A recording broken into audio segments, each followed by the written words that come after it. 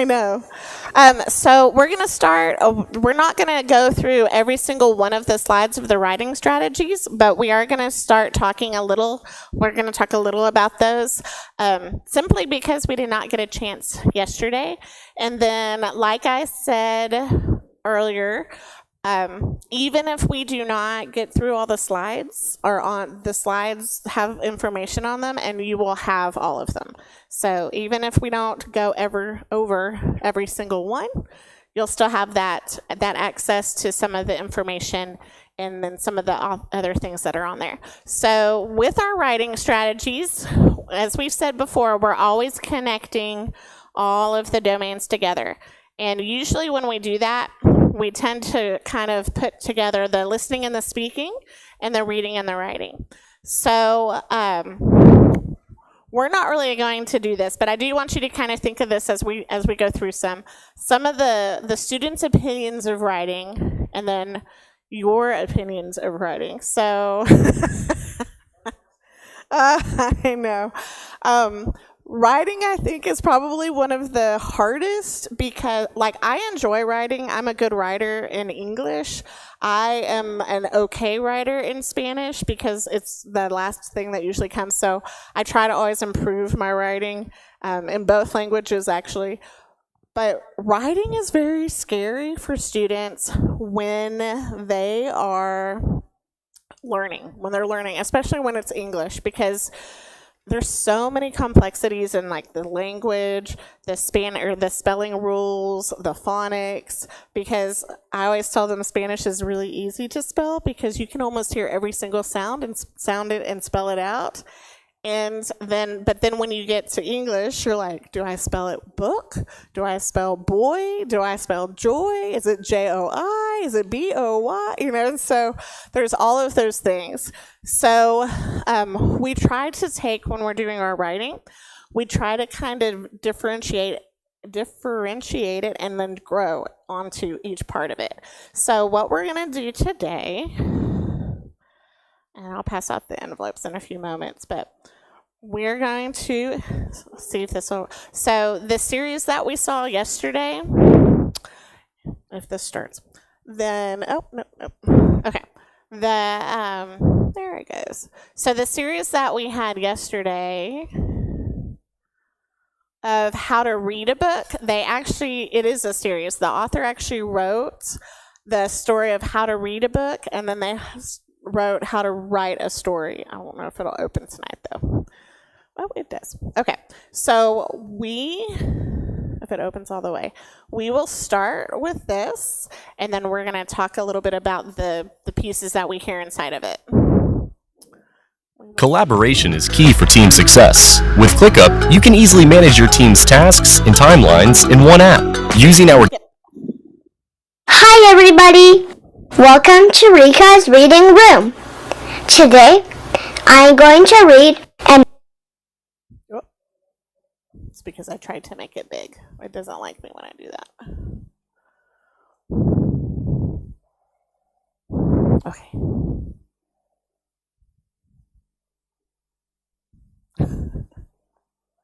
educational book. I know you'll love it. How to Write a Story by Kate Messner. Illustrated by Mark Sigel. If you have the same book, go grab it so you can read along with me.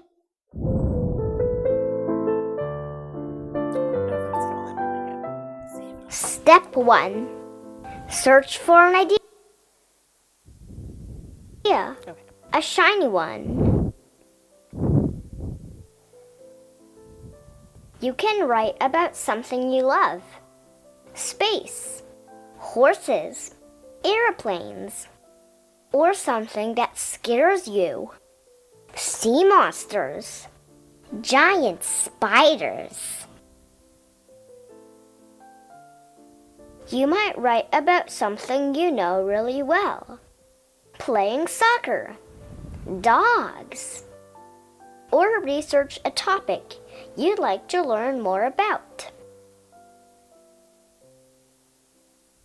Don't worry if not all your ideas are shiny. Sometimes you have to collect a lot to figure out what works best. Step 2. Once you have your idea, choose a setting. Only you can decide when and where your story will take place. Soccer field? Art museum? Outer space? Aquarium? Step 3.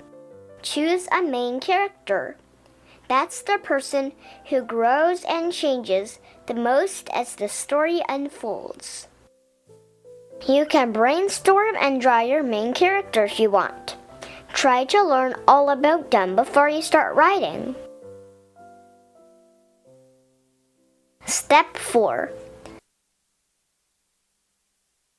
Dream up a problem for your main character. It can be regular, everyday trouble, spill the juice, lost homework, stubbed toe, or something a bit more adventurous. Sea monster hatches in city aquarium. Step 5. Now it's time to plan your story. Start with something exciting. Sea monster scares fish. Sea monster's tail cracks the tank. Make the problem worse and worse, until finally your character thinks of something to do. Lasso the sea monster? Step 6. Write your story with so much detail. Readers can see it in their minds. The mermaid grabbed a kelp plant and quickly tied it into a lasso. She twirled it over her head and waited for the sea monster to surface. As soon as he popped up, she threw the kelp as hard as she could. The lasso sailed through the air and landed around his skinny neck. The sea monster was captured. When you finish your first draft, take a break and go do something else. Stories need time to blossom and grow. Step 7. Read through your story and make a list of ways to make it better. What if lassoing the sea monster doesn't work? What other animals at the aquarium can help? Sardines, sharks, octopus. Add details about the sea monster's rage, splashes and thrashes, whips his tail. So she sang a magical song. The sea animals came to help.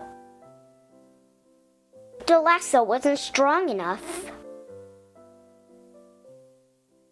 Reading out loud helps, especially if you can reach a friend. Sometimes friends see things in our stories that we don't. Soon,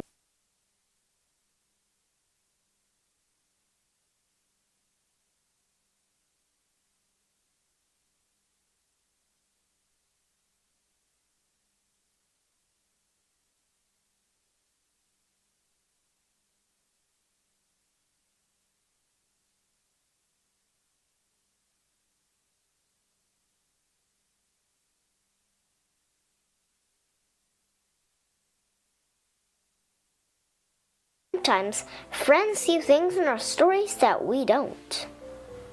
Soon, other animals came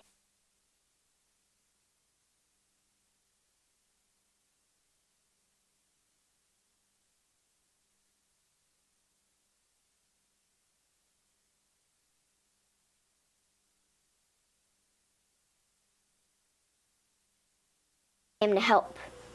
Do you want me to add more detail here? Help! The mermaid shouted. She couldn't hold on much longer.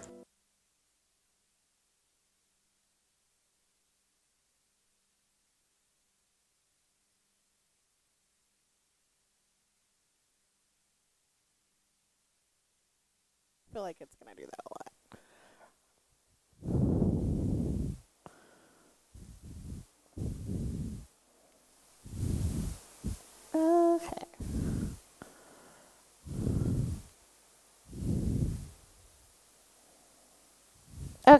So one of the reasons why we show that is because there is one, the little girl that's reading it. I always like sometimes to play stories where there's not just an adult reading it, because the students they kind of get intrigued when they hear another almost child or student reading it too. And so then they actually want to try it. So then one of the reasons why we do that is because they're writing. When we talk about writing and reading coexisting with each other, then as they are working on their writing, as they're working on their sentences, and as they're building them up, then they want to record themselves. And it's really fun, because then that way you can even share it with their families, and their families are like, oh my goodness, they're doing so great. They're doing such a good job. So it's always fun when they hear the stories written the stories read by another student. So what should schools do to promote ESL, or English as a second language, children's writing?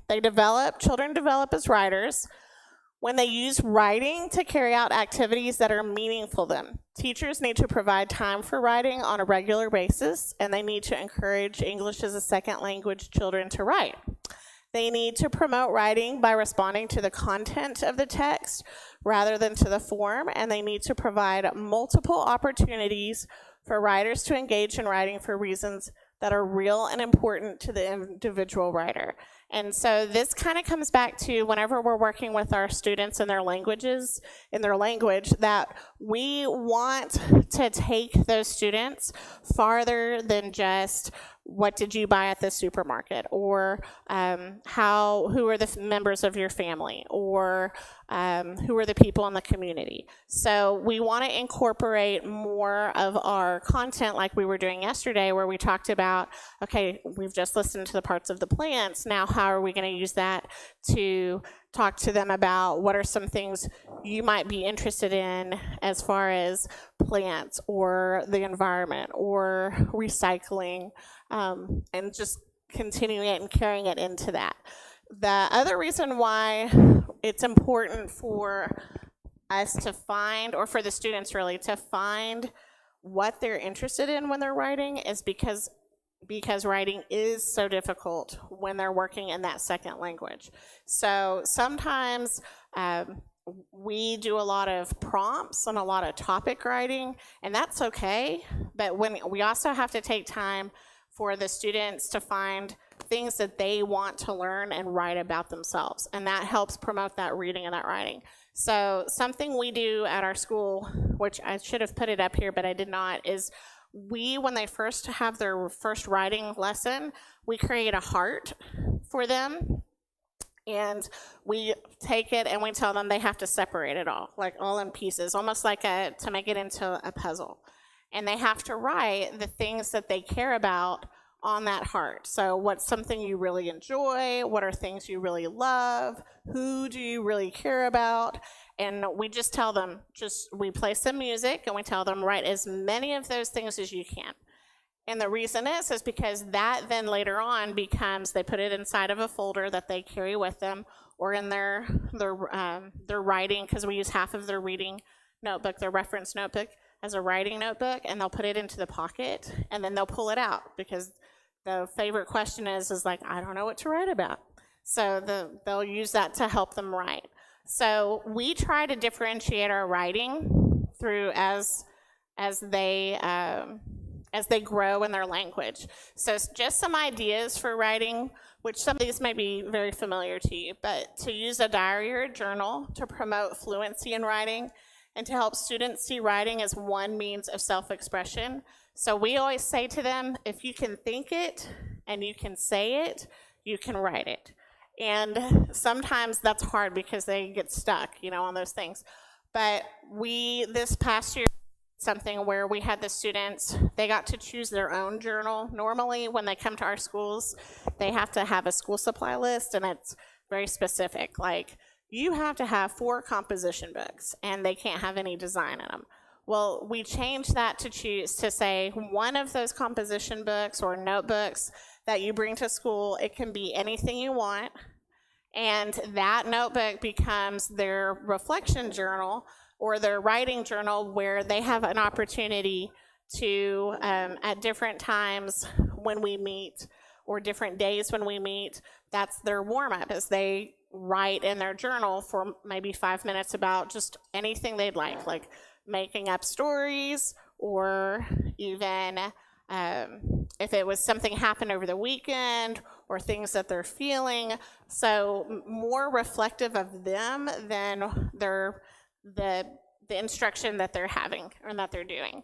And then, of course, utilizing personal narratives and writing workshop techniques. So on the book that you were just listening to, the writing workshop techniques are simply those, okay, I'm going to brainstorm my idea. I'm going to write it down. I'm going to get my ideas into writing. And then I'm going to write, and I'm going to sit back and look at it later. And I'm going to revise it, like the girl on the story was doing when she changed it wasn't strong enough, the last O wasn't strong enough. So then we revise and we edit, and during those revise and editing times, that's where we'll talk about the importance of having peer conferences, which was what you saw in the story, where she was reading her story out to her friends, and they're like, oh, I like this part, but maybe you should add a detail to this. And what we call in a utopian society, where everything would work magically and perfectly, and then every time that we do, then you would even have an opportunity as a teacher to have a conference with the student on their writing. But I am going to admit that that is extremely hard, because we've even tried it in our classrooms, and it takes a lot of time. So we tend to do more walking around and like listening to their writing and saying, okay, well, read this sentence for me and tell me about where is your idea going. And that's more of our conferences than us having a conference, which would mean the student comes to us and we sit down and we say, oh, tell me about this, just because of time. So they do a lot of peer writing and peer helping each other, like writing together. We call them bilingual partners, because we will usually put where their language is. So if they're a high language speaker, like a high English speaker and a medium English speaker, then we will actually put those two students together, and during their writing time, they will use that time to talk and to write with one another, and then later on, they take it and individually create it for their own, so that they have that extra, we always call it like that extra brain, like two brains are better than one. So they have that extra time, they have that extra kind of what do I say or how do I say it, to kind of each other on their ideas. Just the whole sharing.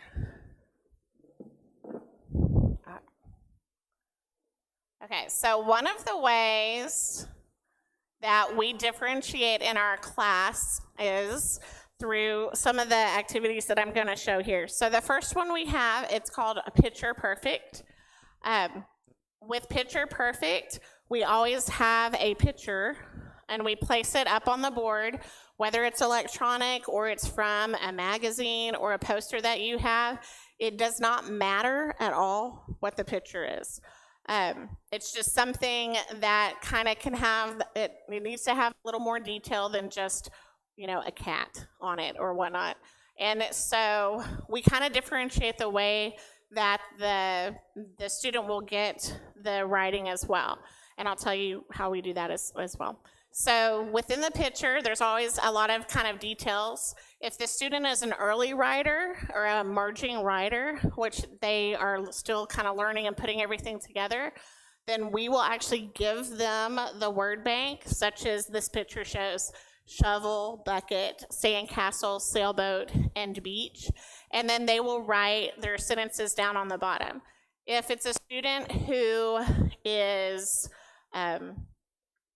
further along in their writing, then sometimes we will leave the word bank blank, and then they will write their own words into the word bank. So one thing that we do with our writing is we try to structure it for all the students. And we know that your students are not all at the same level, just like reading. They're not at the same level of writing. So what we will do on our boards is we will place like a table, like a chart, and we will have 3 columns. And so the first column will be a must do, and the next will be a can do, and then the third will be a challenge. So what we do is we'll say, okay, you must do, and we'll say you need to list 6 things that you notice in the picture. And then on the can do, we would say you must create 4 sentences using what you see in the picture. And then in the challenge, we may say you need to create 4 sentences that make a song based on the picture and whatever we're using. And the reason that we do that is because just as with reading, we don't ever want to deter the student. Like, we don't want them to just give up and not try. We always want them to try to do the best that they can. The students who have that lower level of English, if you ask them to write sentences just straight out, a lot of times they get nervous and they don't. They just sit there. And so with the column of our you must and you can and your challenge, students get to choose where they want to be. And then, of course, we have some students who they try to stay in that first column of listing all the time.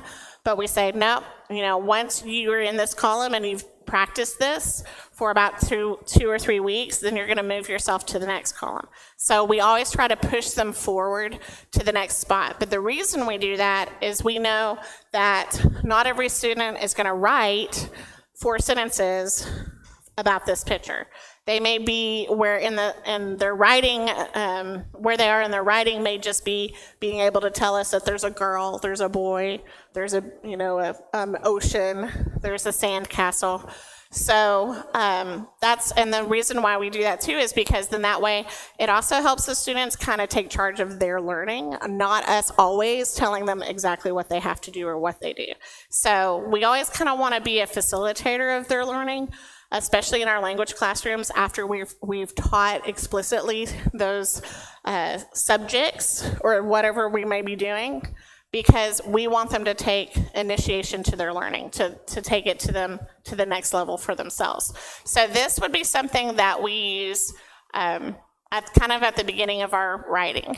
And then we use this in our revising. So in our revising, students have a hard time, oddly enough, combining sentences. They either don't combine them at all, or they combine like the whole time. They make that one big run-on sentence. So this is something that we have used that has worked really well for all levels of students.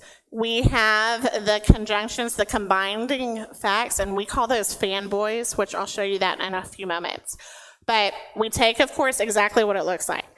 We put and, but, nor, for, sometimes we'll even put or, and we clip the paper clips on the edges of those so that the students can see that when they have writing like, I love my mom, I love my dog, I love my cat, I love my friend or whatnot, then we say, okay, you've got a lot of sentences that have I love, I love, I love, but you need to take sentences that are separated and we need to kind of extend it. We need to make this writing a little more extended, so we combine the sentences. So down on the bottom, it's hard to see because when we made the picture, that didn't come out as well as it could have.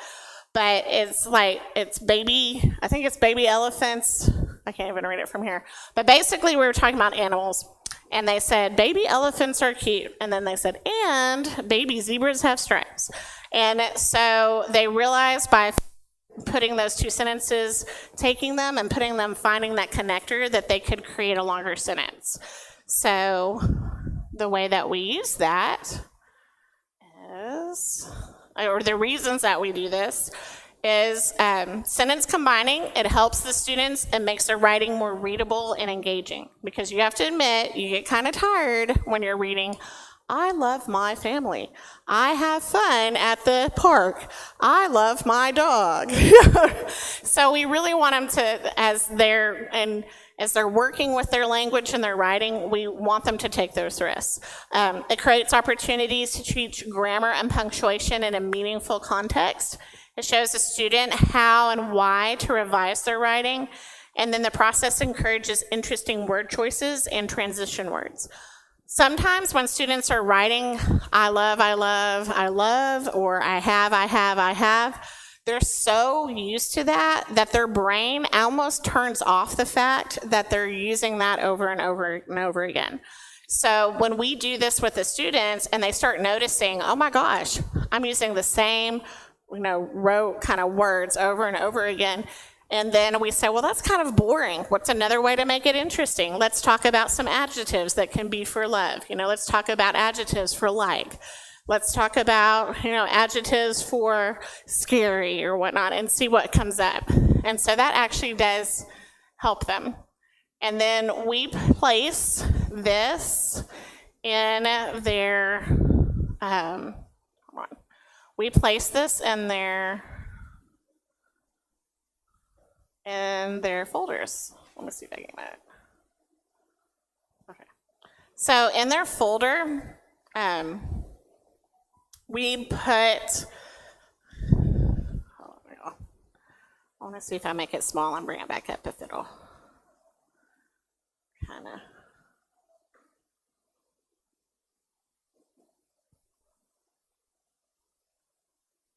Because I know that's hard to read.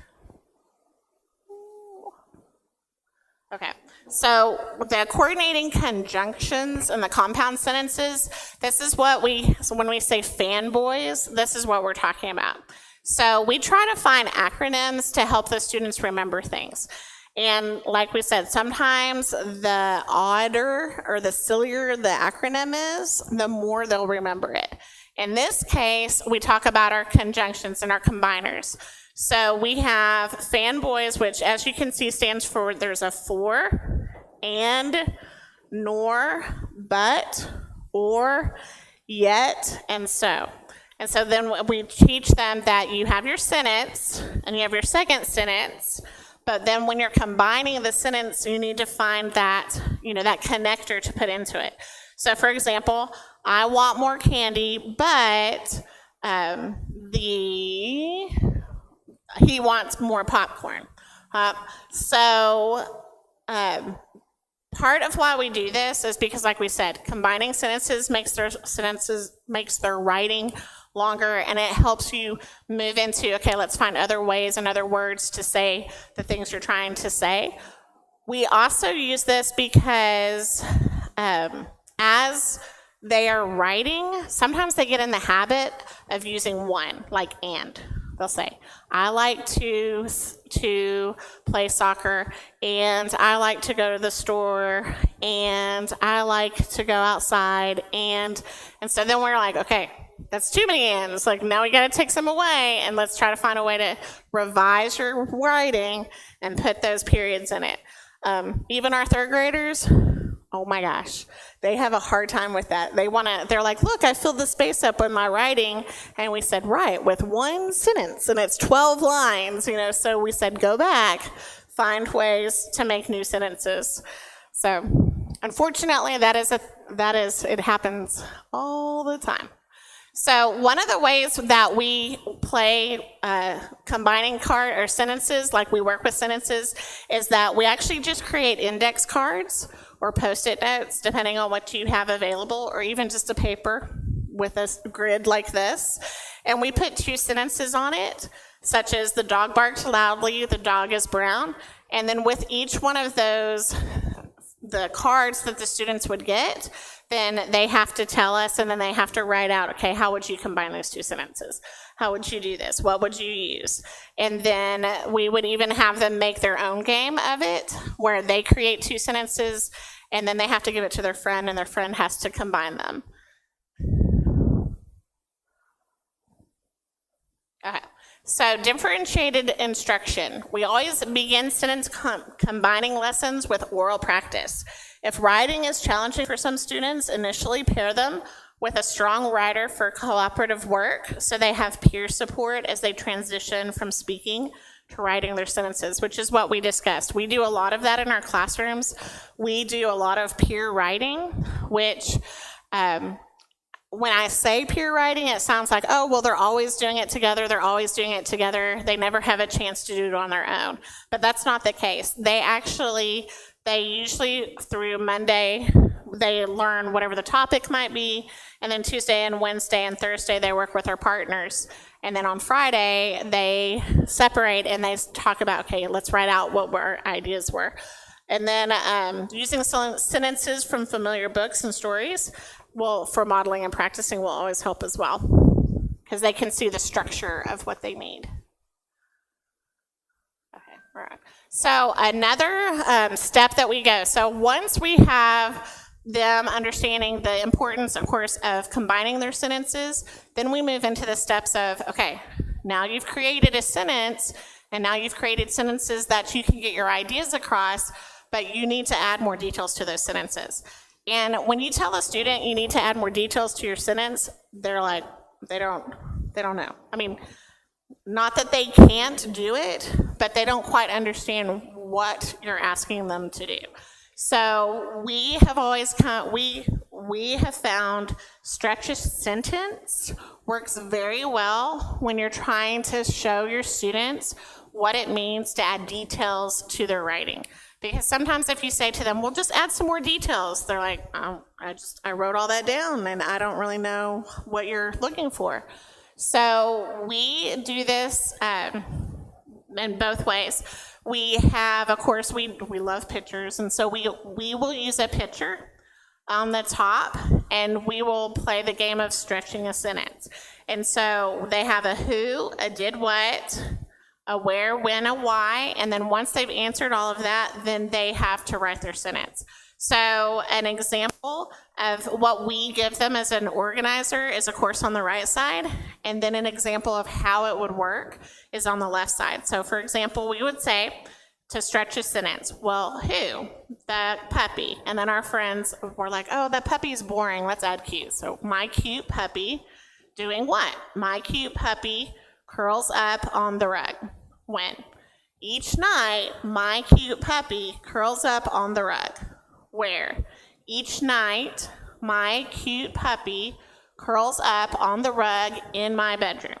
Why? Each night, my cute puppy curls up on the rug in my bedroom to chew his bone. So as you notice, every time you're writing, you're adding on to, that's why it's called stretch a sentence, because you're adding on to the piece of it every single time. The other reason that we like this besides detail is that it helps with their handwriting. I mean, I'm going to be honest, because they have to write over and over again the same pieces and parts of the sentence. And because we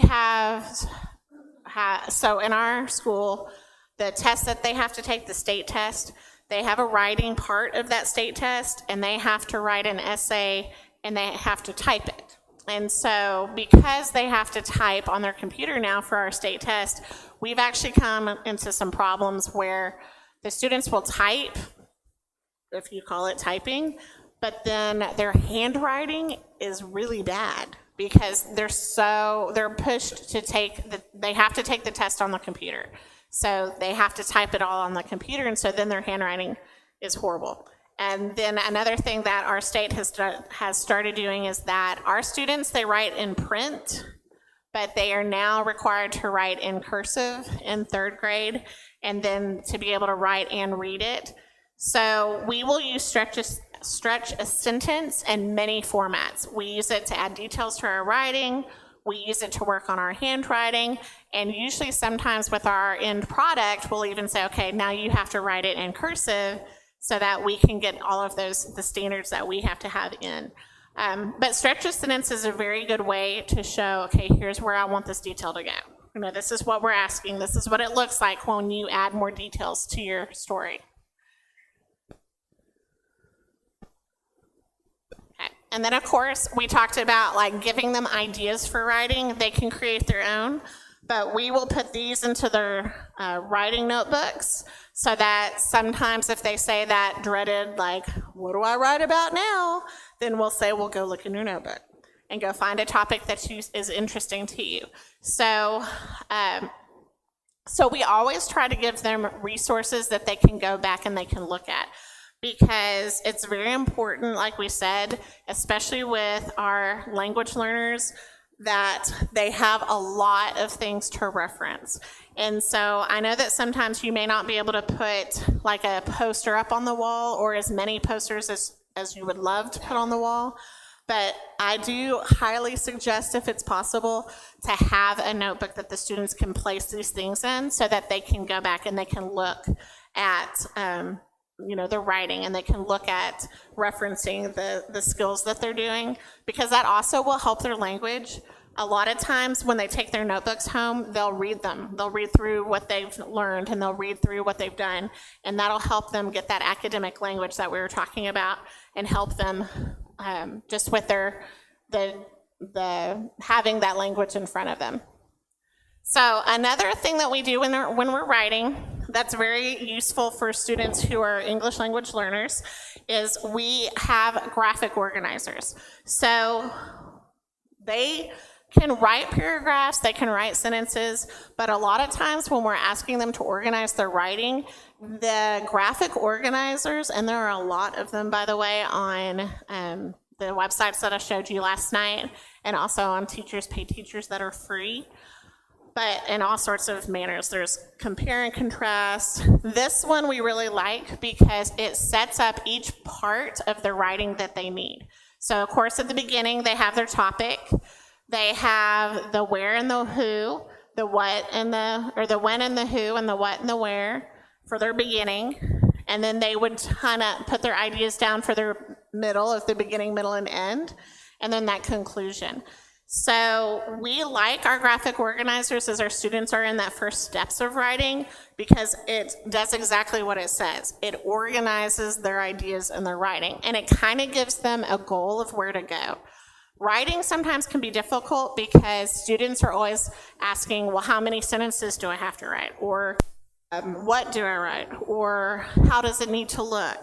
So when we do our graphic organizers at the beginning, it helps give them an idea of, okay, here's what we expect from you, and here's what we want to see by the end. So this end product, you're going to write in a paragraph, and you're going to use your organizer to complete that. And then, of course, on the other side, our personal narrative, when students are writing, it is really good for you to have a rubric. I know it takes a little more time. There are some websites where you can actually now, there's AI websites like ChatGPT, and there's an Edu AI that you can tell it, make a writing rubric for students who are this age, and it'll just bring it up. There are also websites that create rubrics that you can create too. We have rubrics in our classrooms for writing. One, because it helps our parents see where the student is in their writing. We actually use them as a grade. So our students are graded. We give them grades every 3 weeks. We give them progress reports every 3 weeks. They go home. And writing is always a difficult grade because there's not perfection in writing. There's never perfection. I mean, we're always trying to do the best we can on it. But it's really hard to give a grade level, like your son got a 70, when they'll say, well, why did he get a 70? Well, he didn't know how to spell his words, or he continued with run-on sentences. So we found out that as we would use rubrics, besides that giving like an attainable goal to the student, it also showed the parent, this is what they're having trouble with, and this is what they need to work on, and this is why they got the grade that they got inside of their writing. So of course, with the students, we always tell them, with your rubric, before you even bring your writing to me, or before you read your writing to your friend, you need to check that as you have been coming up with these topics, that you have a beginning. So in your beginning, and then we would make them check it. Like, is there a who? Is there a what? Is there a when? Is there a where? We even would have them highlight it or underline it with crayons or different colors so that they could show us and they could see, okay, here's my here's my who, here's my when, here's my where, here's my what. And then of course going into the middle, do you have transition words? Are there 3 key events? Are there extra details, adjectives, emotions? And then in the end, is there feeling? Is there a hope? Is there an action? Are the words, is the word spacing correct? Because we've had students who they want to write, and they put a word, and they put the space, and they put a word and a space, and then they put a word, and then they put this space, and they put a word, so they can get to the end of the paper of the line and keep going, so they can be like, look, miss, I wrote a whole page. And I'm like, but you didn't. So they love me because then I tell them, go back and write it again the way we know how to write. And so they're like, oh. And then of course the spelling and does it make sense and their punctuation. So one of the key things about our writing, even though we want them writing in English, it is in writing, it's very conducive to the students to first speak of it in the language they know, in their Spanish, because that helps kind of focus them in on what they're trying to say in English. So once again, this is a good example of when we're using our other language other than English to do an activity or to write. We use it a lot with writing, and when they're partner writing, we allow them, of course, to talk to each other in Spanish, but then when they're partner writing, they actually have two separate colors. So one student may have a blue pen or a blue crayon, whatever you feel comfortable, honestly, for them using, and another has another color. And the reason we do that is because when they're partner writing, they get one piece of paper, or they get one graphic organizer, and each of the partners has to write on the graphic organizer or the writing or the page. And we do different colors because we want them to know that we're not looking for, oh, look, it's all in green and there's one sentence in blue. We want to see that both of the students are the writing, which is another reason why when we use partner writing, it's useful because there is not one student just doing all the work and then the other student's copying it. So it's really helped the students kind of see where to go and what to do, and they do like sharing their work with each other. Okay, so some of our benefits of partner writing is that they can discuss their ideas in their native language. It's less intimidating to write, and they can learn from one another. And then a lot of times when they're partnered up, those learners, those writers that don't always like to write, they are a little more willing to try, because instead of it being handed to the teacher first, it's working with their partner, working with their friend. So a lot of times that will make them a little more eager to write because they want to help their friends. Okay, so we are going to test out partner writing, only it's going to be more like group writing. So I'm going to pass these envelopes to you.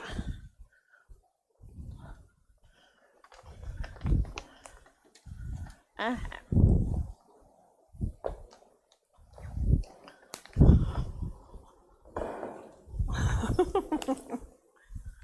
right. And you are going to need something, you're welcome, something to write with and to write on.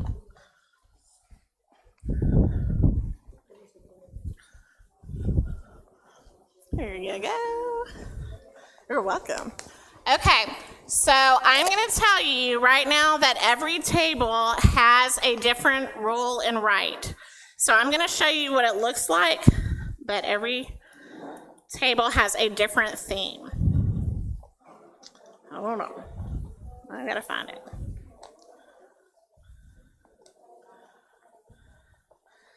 Okay. So inside of the folder that you are going to look for something that will say, roll a story. Yes. Nope, that one's different. In fact, let me see. Because I know everybody has a different one here. One moment. Oh, it's right there. This one. There you go. Of course. I know. Okay, so it's going to be this one. Yes. Okay, so each table has a different story. of roll a story. Sorry, seeing what time is it. And it works the same way, of course, that from our previous stories. So, and games. Remember how I said I love dice games? Like, here it is again. Okay, so the way that it is going to work, and I am going to give you some time to, not a lot, but some time to do this. So every time you roll the dice, that is going to be part of the story. So how it's going to work is, and in fact, some of you, or there's 3 at your table, which is fine. If there's more than 3, then you're just going to roll. Each person will roll 1 time. So if I'm with my group, I'm going to be the first person. I'm going to roll the dice. If I land on a 2, that first column, that is the character that we're going to have. So that's, I would tell and you can write it together. If you want one person to write, you can have one person write. But that's going to be your character. Then you're going to pass the dice to the next person. They'll roll. Whatever number they land on, they'll look for that number, and then that's going to be their setting. And then the same thing. You pass to the next person. They're going to roll the dice. And then whatever the number they land on, that is the problem that they'll have. Now, some of you have a few more columns of parts of your story, and that's fine. It just means every time you roll, you'll go to that next column to do that. So if there's 3 and there's 4 people, then that just means you're going to roll again and have more than one character. So I am going to tell you it is possible that the story will not make any sense at all, and that's okay, because that's part of it, trying to have fun with writing. And also the other thing that you will probably notice is that these are not in complete sentences. They're in phrases, or words. So this is another reason why we like to do these roll of stories, because I hate to say force, but it does force the students into creating sentences from them. And then of course they can work with their group, with their table. So that's what we're gonna do for a few moments. And we're gonna see if you can come up with just a short story with the characters, the setting, and the problem. So I'm gonna give you a few moments to kind of create it. And then we're gonna share what you wrote. Your favorite thing, right? Okay, so go ahead and get started. And remember, each person rolls, and then you can have a writer or writers who will write from that.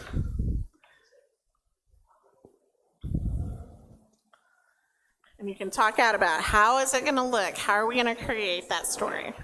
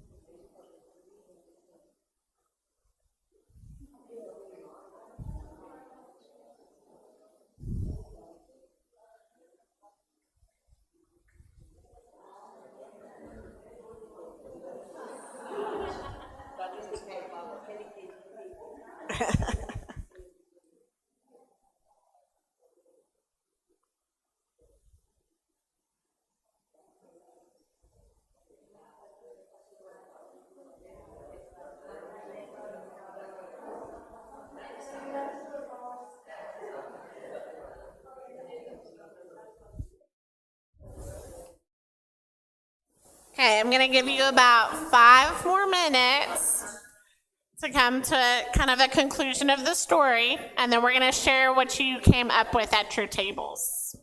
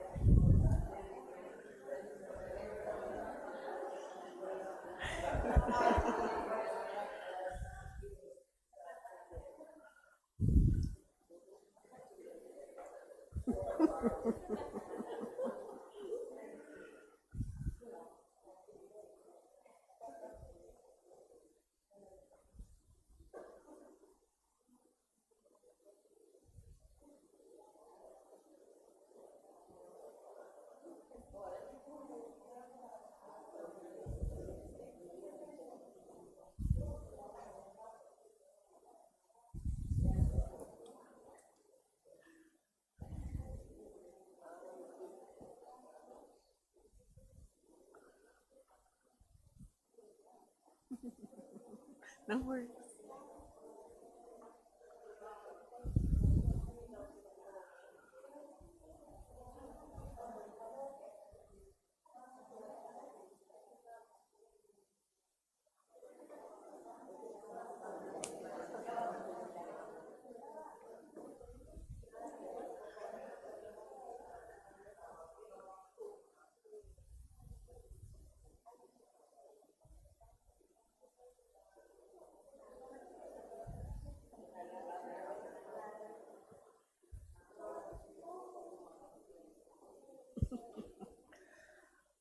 Okay, so I'm going to give you 1 minute to kind of write that last sentence if you have not written it yet.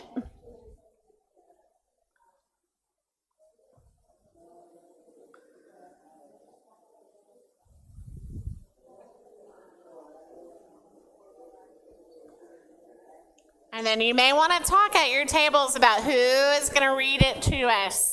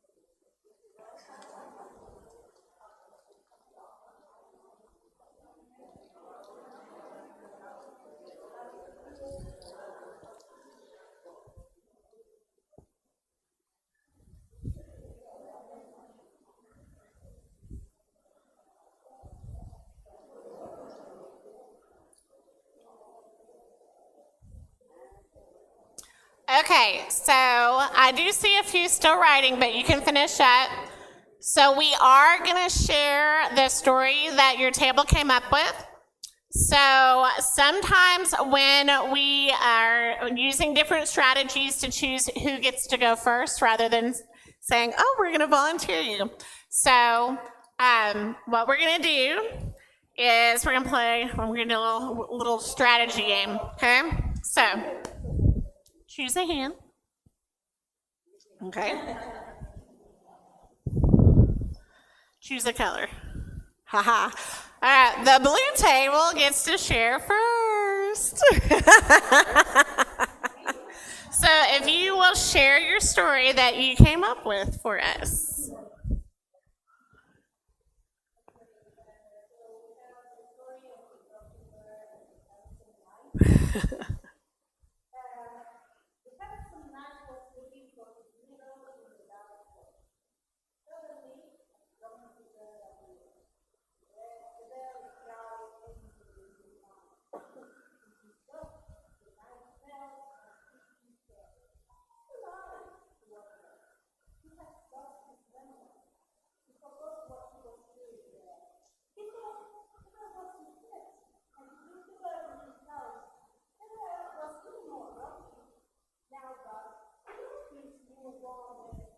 Love it. All right, a round of applause for our authors. So good job. Everybody give them a round of applause.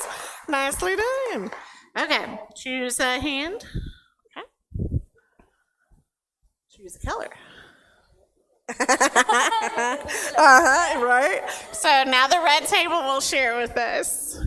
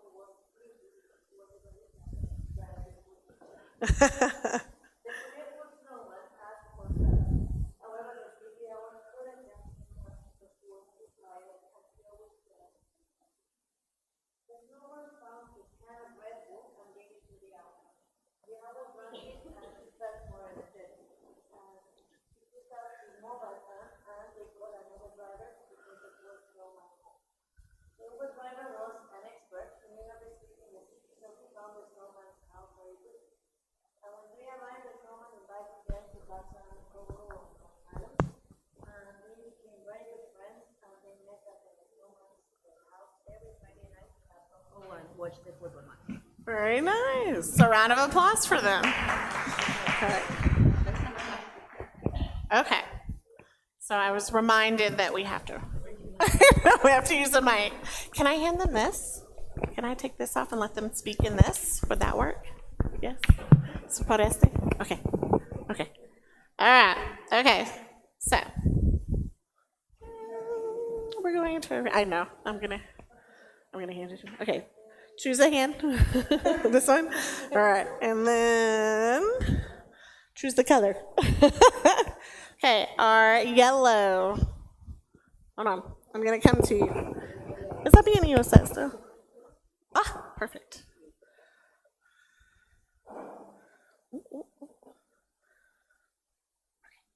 Thank you. You get to use a mic. So everyone can hear. So the character is a boy and his dog, setting in the school cafeteria, and the plot: two friends must find the class snake that escaped before the teacher finds out. And well, the story is called The Lost Snake. It was a normal day at school, except for the fact that the biology teacher brought a snake to the classroom. The children reacted in different ways. Some of them were excited, but some others were scared. Peter and John were thrilled by the idea of having a real snake in their hands. They had never seen one before. During the break, they decided to hide the snake in one of their bags and take it to the school cafeteria. When they got there, they realized the snake wasn't any longer in their bags. Peter had a great idea. As he lived nearby, he looked for his dog and asked him to help them to look for the snake before the teacher found out. I love it. Okay, so round of applause for them. Okay, and that leaves our last table, but not least. Who's I have to? It's just more for the people that are not here with us. Well, the story, the character is a superhero. The setting is the ocean, the time summer, and the plot is to discover a superpower. A little boy went to an aquarium with his schoolmates, and he felt lonely as he did not have any friends. Surprisingly, when he started to cry, the sea creatures who had been taken out of the ocean made a mental connection with him. That summer, he found out he had that superpower. He was able to understand sea creatures and their feelings. From that day on, he never felt sad again. Very good. Round of applause for them. Thank you. I'm going to set this here. Yeah, perfect. Okay, so with those stories, as you can see, you were able to collaborate with each other. You were able to use each other's ideas and thoughts to create that story, and everybody did a very good job.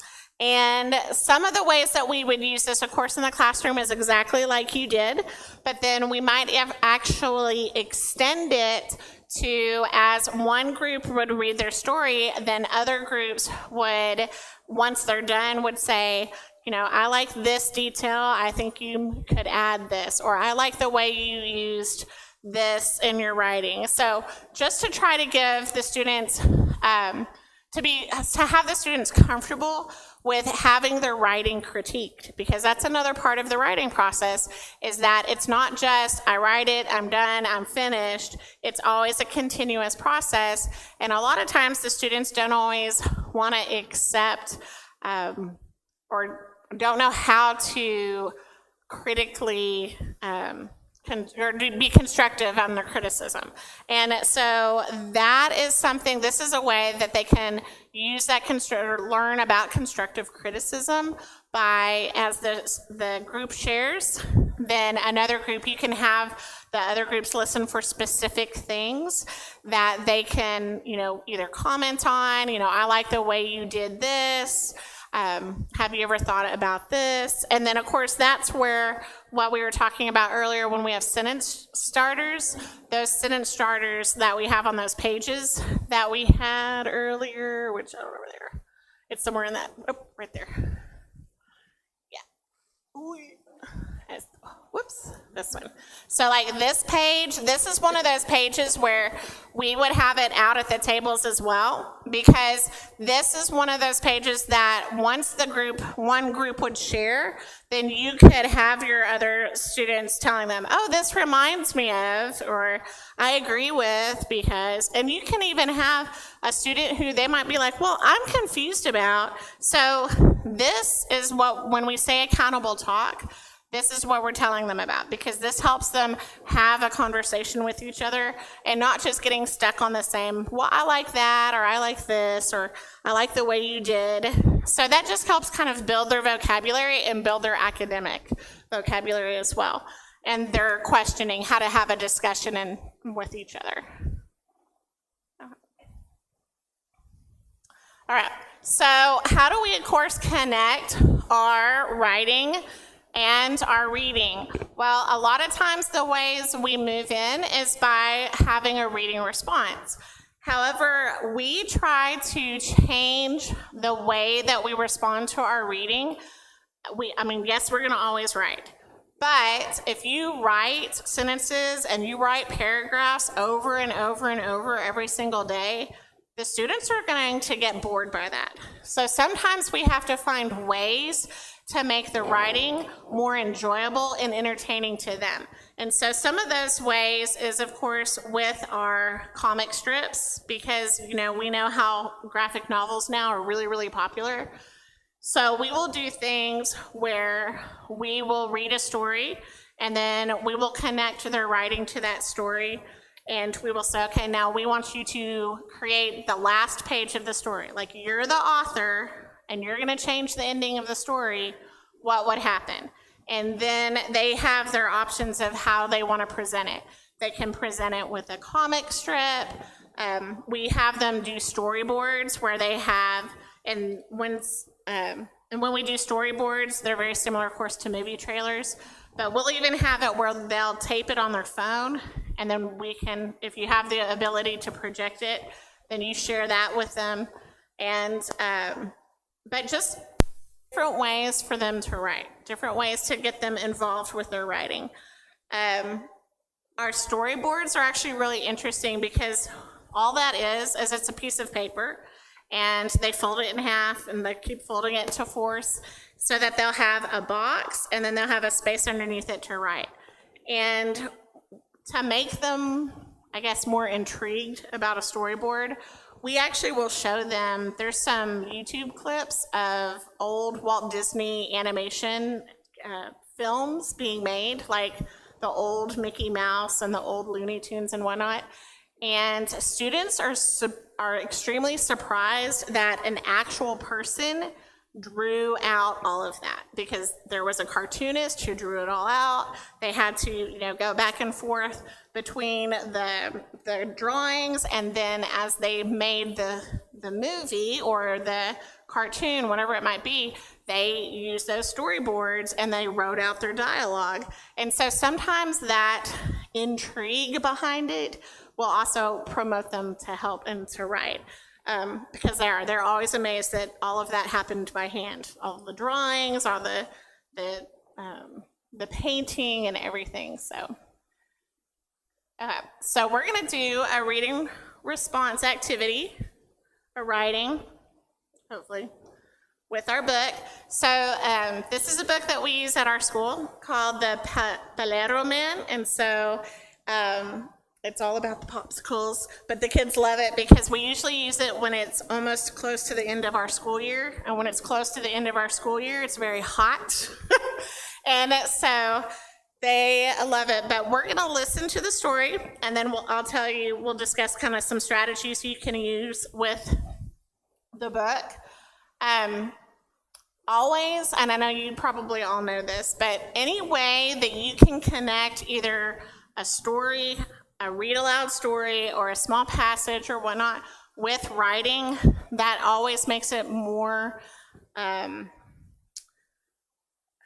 don't know what a good word is. It's more appealing, right? It makes it more appealing to them, because not only are you trying to get as much as you can into the time that you have with them, but you want it to be connected to the things that they're learning and they're doing.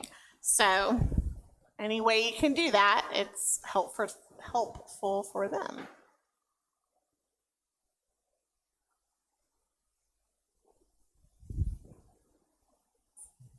Hello readers, welcome to Tuyo Reading Adventures.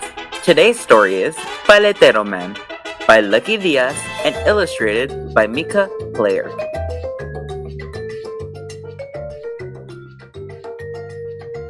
In the hottest month, on the hottest day, in the city of dreamers, California, LA, I grab my dinero and make my way to find my friend Paletero Jose. Pushing his cart full of gold treats, bailando, he dances to mariachi beats. He has dozens of flavors. I can already taste. Will he have my favorite? There's not a second to waste. There's Tio Ernesto. He asks, ¿Tamale today? No gracias, Tio. Where's Paletero Jose? Ring, ring, ring. Can you hear his call? Paletas for one, paletas for all. Un aroma is calling, caught in the breeze. It's a BBQ smell, coming from Miss Lee's. Hola, querido. Would you like a sample today? No gracias, señorita. Where's Paletero Jose?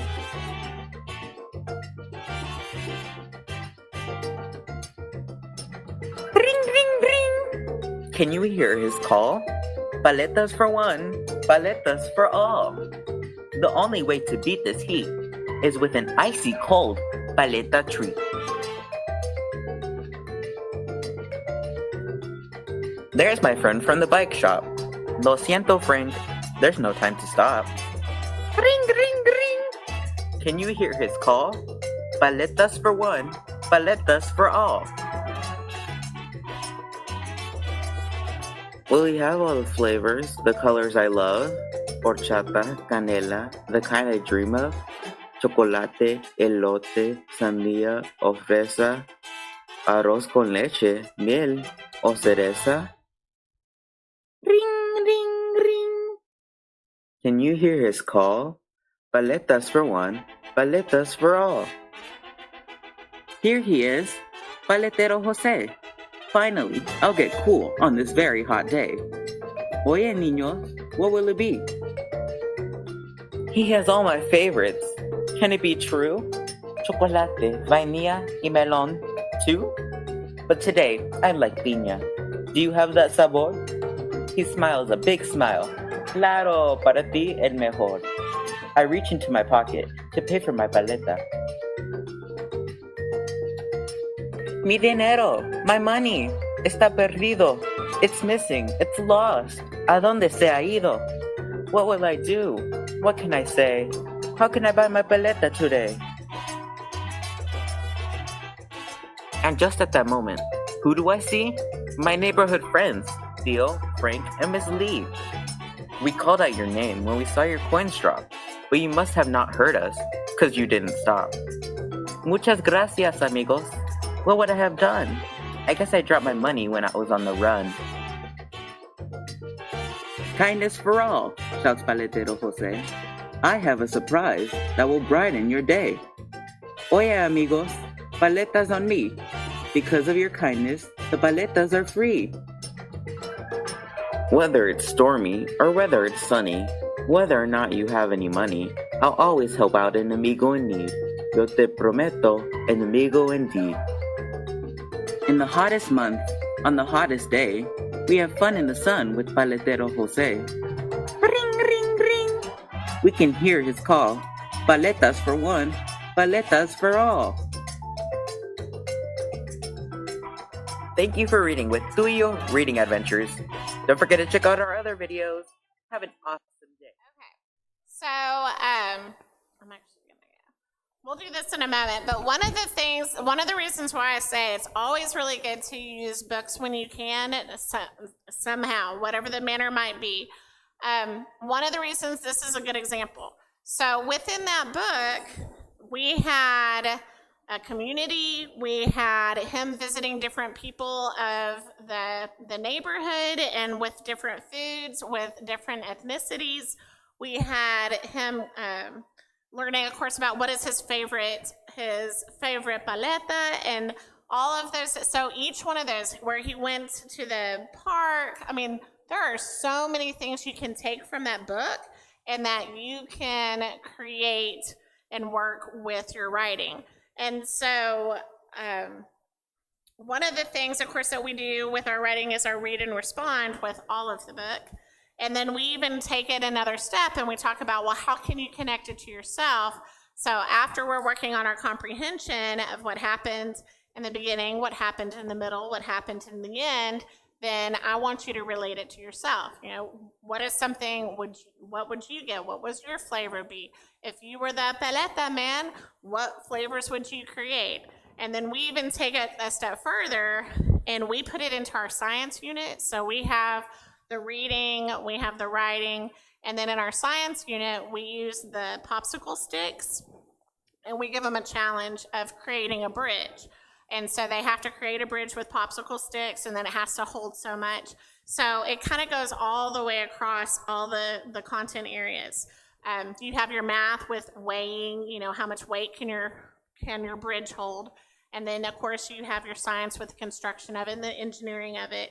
And then as we are working, so with the books, that's kind of how when we talk about we need to try to put it across all of the content, it's really easy once you start looking at the smaller parts of the book and what you can do with it or what your topic is. So the reason we use this with our read and respond, once again, it is a graphic organizer, but it helps them organize their ideas of what happened in the beginning, what happened in the middle, what happened in the end, and then once they've created all that, they can create a summary paragraph, which summarizing is a higher order of thinking for students when they are with anything, whether it's writing, reading, or whatnot. And a lot of times, if they can summarize a topic, then you know that they have full understanding of it. And this works both for a nonfiction book and a fiction book as they're working. So, okay. Okay. So another way that we connect our writing and our reading, and it's a little blurry, so I'm sorry about that. So we also have a strategy that we call RACE or RACER, and I'm going to show you what it is. And we usually will use one or two passages depending on it, but the way that it works is, hold on, it's not going to let me. I might have to switch to show you. It's not going to let me show it. Hold on, you guys. Let me see if I can get it up on the other page.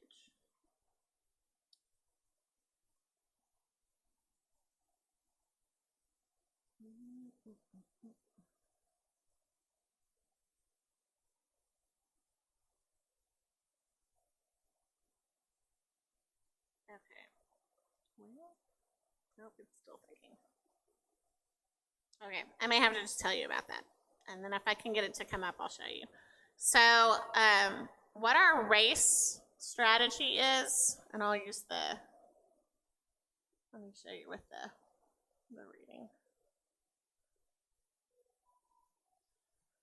Okay, so we may have to come back to this, but a RACE strategy basically is a way for them to create another way to summarize.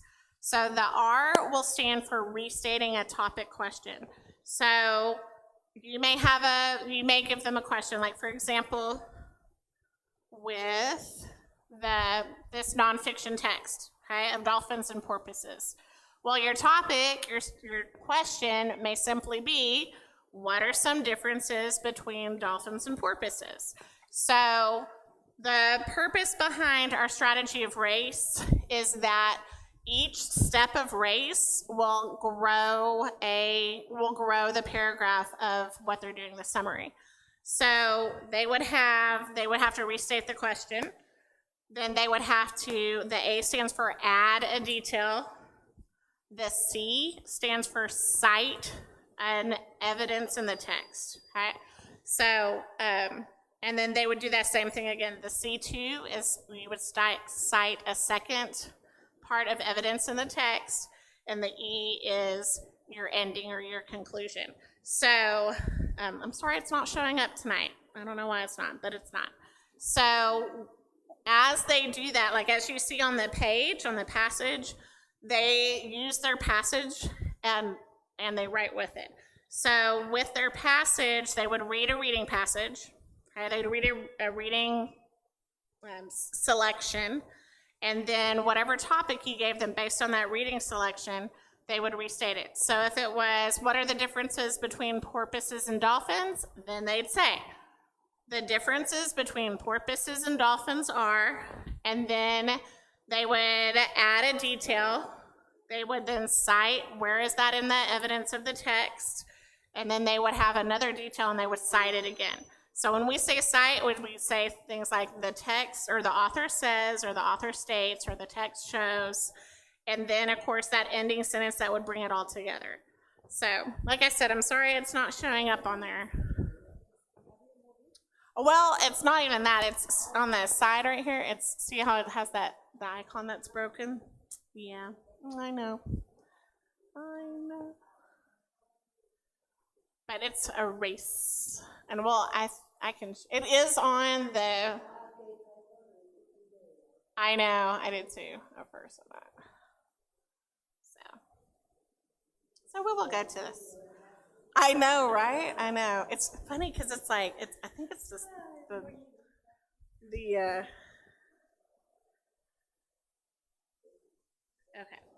I think it's kind of, I don't know if it's our connection tonight or whatnot, but it's not as clear, is it? Yeah, it's not as clear.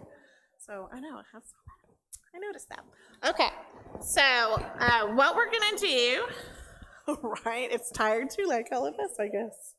Okay, so what we're going to do right now is we're going to discuss Bloom's taxonomy for educators. Have you ever heard of Bloom's taxonomy? Yes. Okay.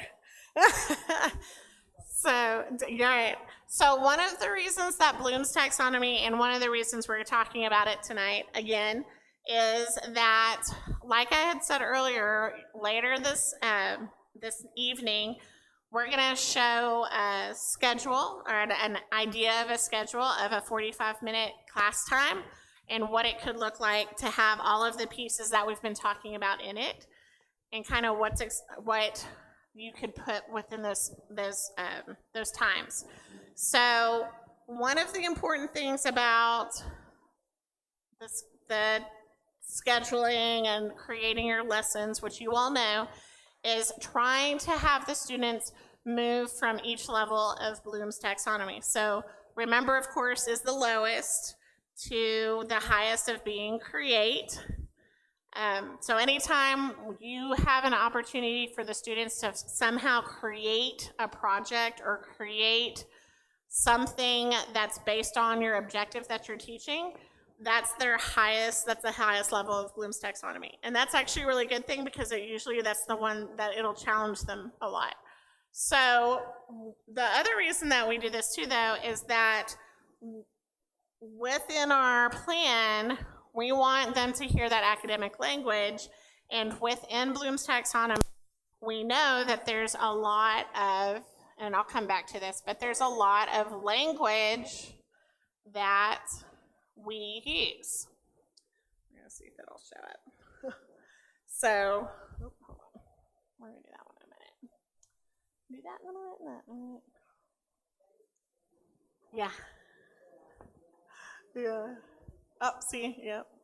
And I don't think it'll, let me see if it'll do it if I click on it. Probably not.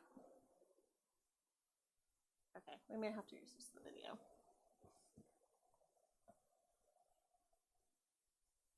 It's not picking that one up. But it's based on verbs. So it'll things like analyze, evaluate, demonstrate,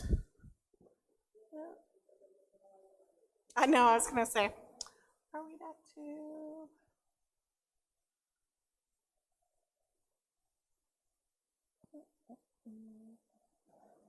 Okay, we may come back to this one.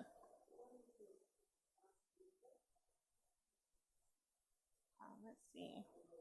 That's okay. We'll come back to it. It won't hurt it to come back to it. We'll talk about this right now.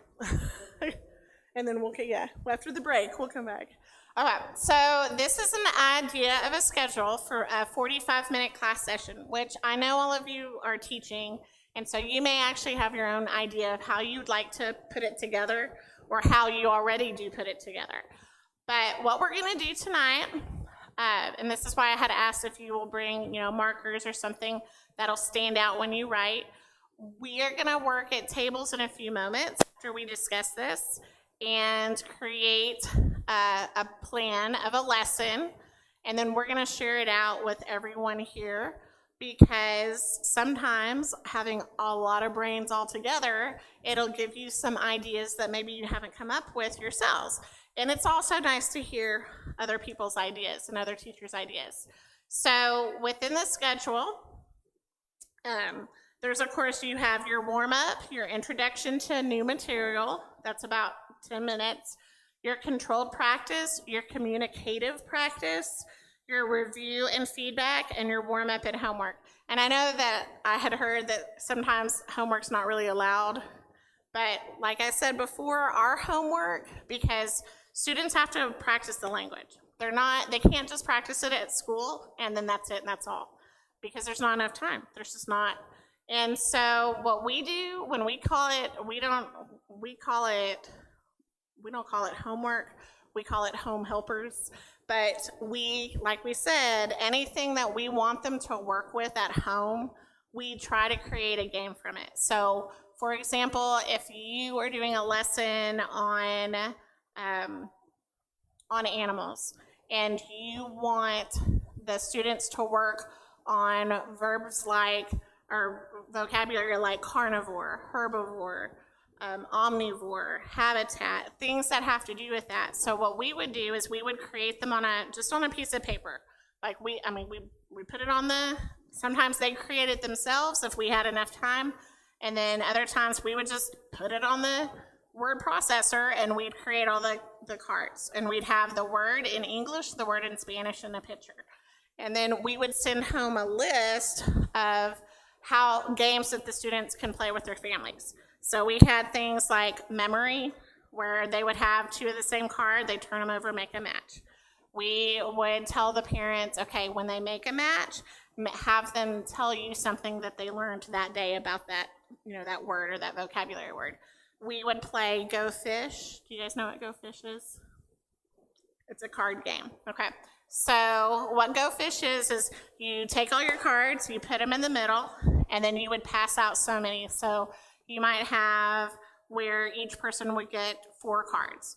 So each family member has 4 cards, and the student would say, I have herbivore. Do you have herbivore? And they'd have to look, and they'd say, oh, I do. I have herbivore. And they would give them the card, and it would make a match, and so they'd get a point.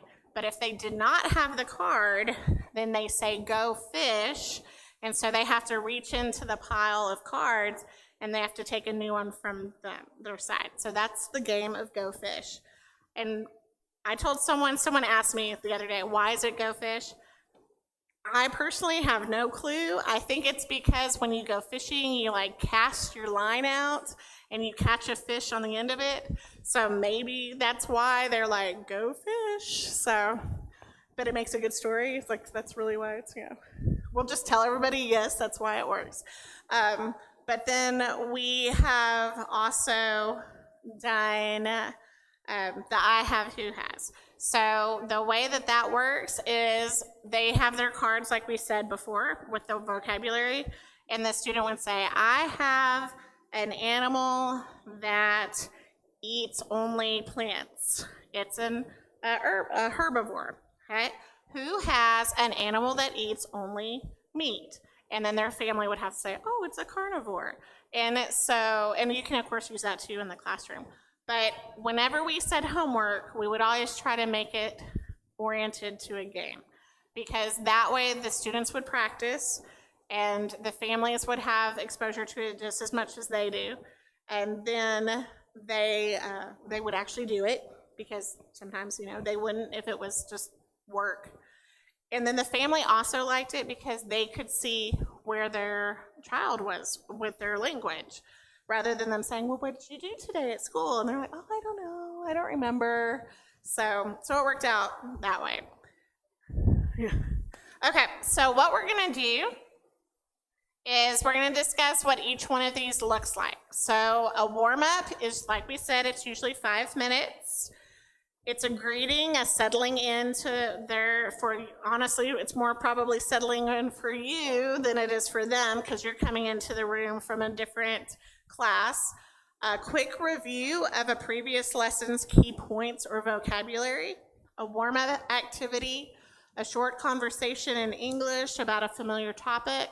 A fun icebreaker game to engage students and get them ready for learning. One of the icebreakers that we've played is called concentration. Do you guys know what concentration is? Sort of, kind of? Okay. So concentration is very similar to memory, but we would use it as a come-together game. So what it would do is they would all stand, or they would all sit, depending on the space that we have, and they would hit their knees. So they go tap, tap, clap, clap, snap, snap. And they would do it 2 times. So they go clap, or slap, tap, tap, clap, clap, snap, snap. And then they'd repeat it like this. So then they'd say, concentration. What about? And then we would put something at her. Animals. And they'd all stand in a circle. So every time, all the students are doing this, but then when it was their turn, they would have to say an animal's name. And then if they didn't, they had to go in the mush pot, which means they had to sit in the middle, or they had to sit down. And as the circle got smaller, it was always fun to see who would last the longest. But that's concentration. So they would just simply play the game of concentration as a warm-up to kind of get their brain ready to think about whatever your topic was. And it worked out really well. And it was always really fun to see what the students would come up with. So the second part, the introduction to new material, about 10 minutes. You present new vocabulary, grammar concepts, or language skills.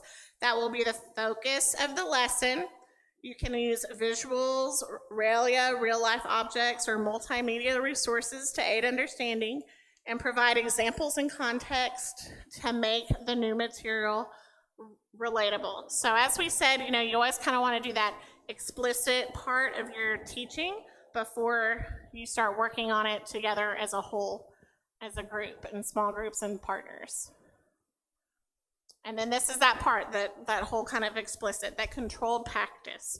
So the 15 minutes of controlled practice means that you have a guided exercise or activity to practice the material in a controlled environment. So it simply means that you give them kind of the parameters of what they can do and what they can't do, and you kind of keep them on track of what they're doing. So worksheets, drills, or structured speaking exercises where students apply the new vocabulary or grammar rules, and then the teacher monitors and provides feedback as needed.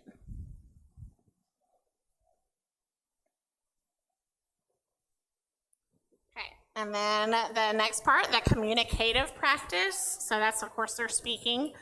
The we pair or we group activities that encourage students to use the language in a meaningful communication, role plays, discussion, problem-solving tasks related to the lesson's topic, where students have the opportunity to practice speaking and listening and interacting in their English.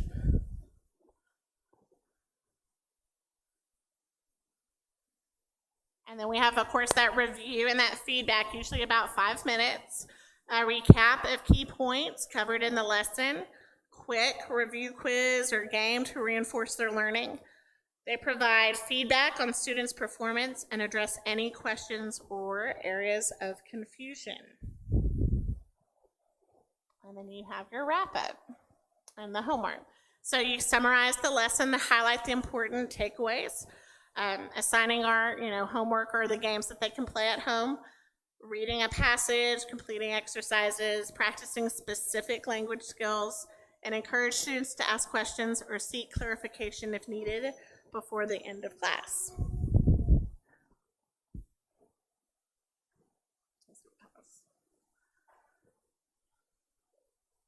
Okay, so we are going to take a break because we're going to actually work on this when we come back from the break. So we're going to take a break for about like 20 minutes. So it's 7:59 now, so we'll meet back at like 8:20. And once we meet back, then at your tables, you are actually going to discuss, it can be any topic, but I want you to form, and I will put the schedule that was up earlier, I'll put that back up. But we are going to actually create a class. What would you do for this time? What would you do for the communicative? What would you do for the small group? And then we are going to share those out tonight. And then if we have time, hopefully I may show you, if it'll open, some of my students at my house, at my school. So, and what our school looks like, because I know a lot of you were curious. So we'll see if that'll open. I'm going to test it at break. Okay, so break until about 8:25, and then when we come back, we will work on our schedules. So.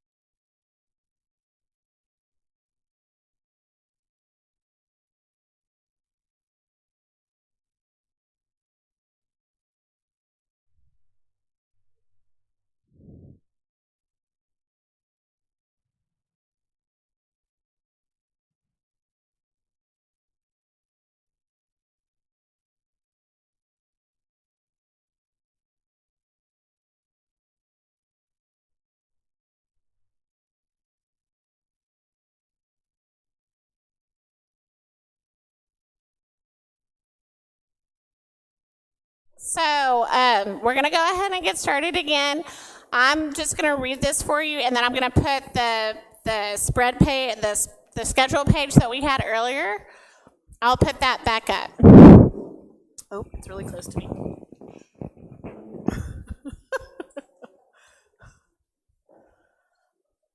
Okay, so what you're going to do for, honestly, the rest of our time, and then we're going to share out, is you're going to use this time to discuss how would you incorporate what you've learned into a schedule of a class. And so what you will do with your page, and it's up to you how you want to format it. Like if you want to put it in, hold on, let me go back to this. Okay, so what you're going to do is at your table, you're going to discuss the 45-minute, like if you were to have a 45-minute session of a class, what would your warm-up be? What would your introduction to new materials be? What would a controlled practice be? What would a communicative practice be? And then, of course, what would that review and that feedback and wrap up? Your topic can be anything you want at your table. So it doesn't have to be something that we've talked about here in the times that we've been together. It can be something that you're already working on. It can be something that you are considering working, like an objective of your lesson that you'd like to do, in the future. But what you'll do is, as you're discussing at your tables, you'll make on your page, on the paper that you have, you will make suggestions for each one of these, and then we will stand and share them. So right now, let me see what time it is. Right now it is 8:32. I'm going to give probably until 8:45, 8:50, and then for you to work on it, and then about at that time, then we'll share it out, and everybody will share, the tables will share what they've come up with. So we'll start with that. I was going to set a timer, but the computer's the internet's going a little slow, so I feel like it would just pause. So I will kind of tell you though, like, oh, you have 5 minutes left, you have 3, so So, yep. So you talk at your table with anything that you want, food, community, whatever it wants to be, whatever topic you want to share.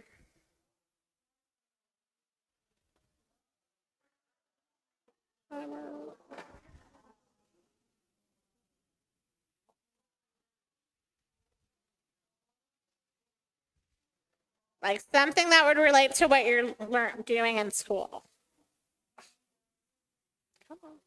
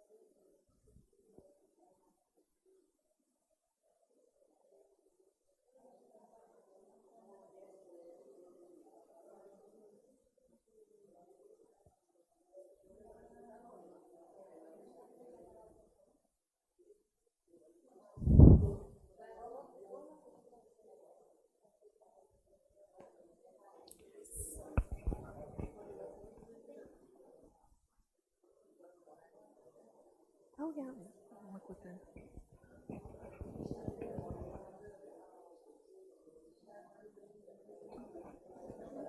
Send it tomorrow? Like, send it to you or tomorrow? Okay. Okay. For the West Side shirt? Okay.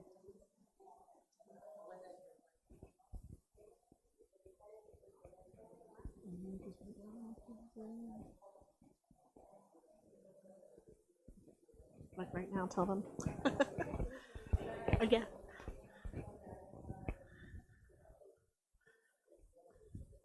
Okay, so as you're working, just remember, you have that big piece of paper that you can write down on after you're finishing your ideas. And then those who are working at home, away from us, if you will just take a picture of what you're working on and then send it to the WhatsApp group. So.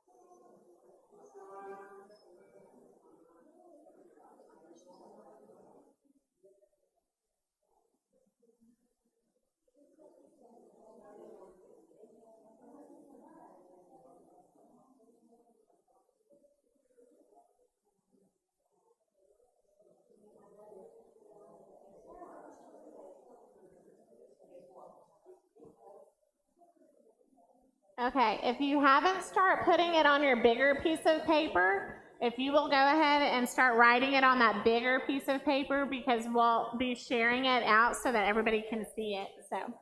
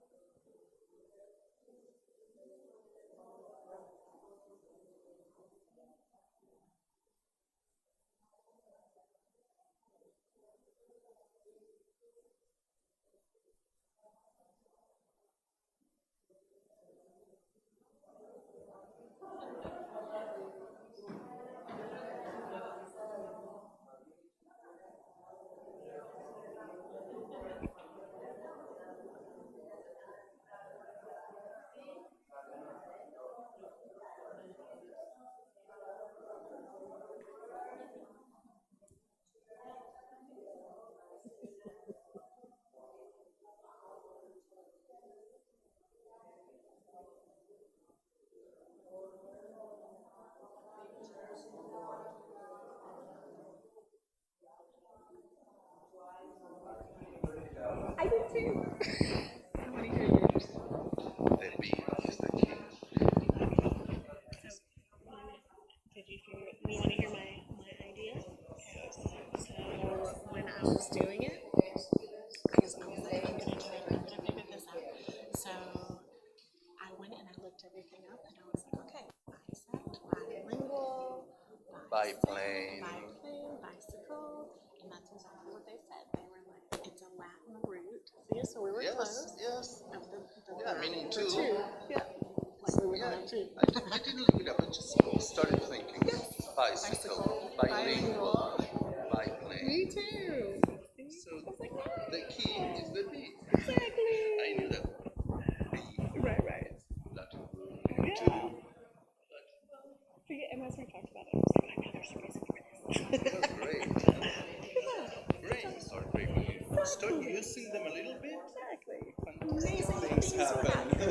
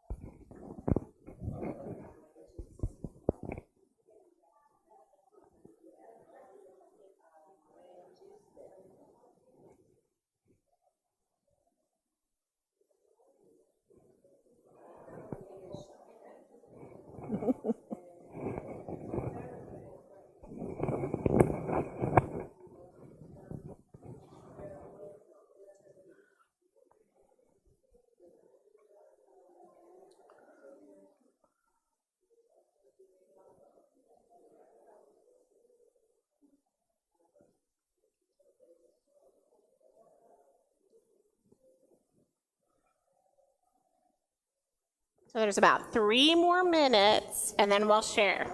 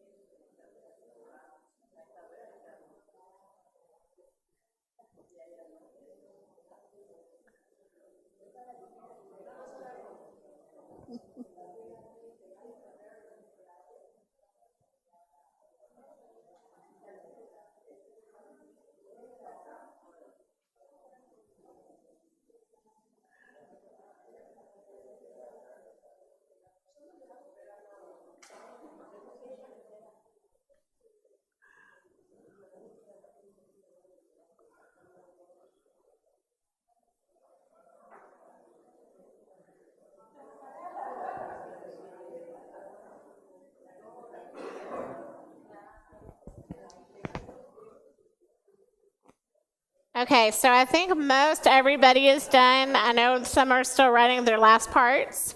So when we share, you are going to come to the front. You're going to stand up here and you're going to share to everybody else your plan.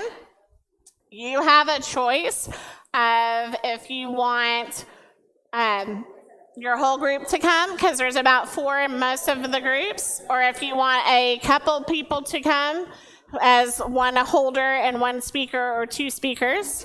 It's up to you, because like you guys are only 2. So when we're sharing, just make sure that you are paying attention to what the speakers are saying.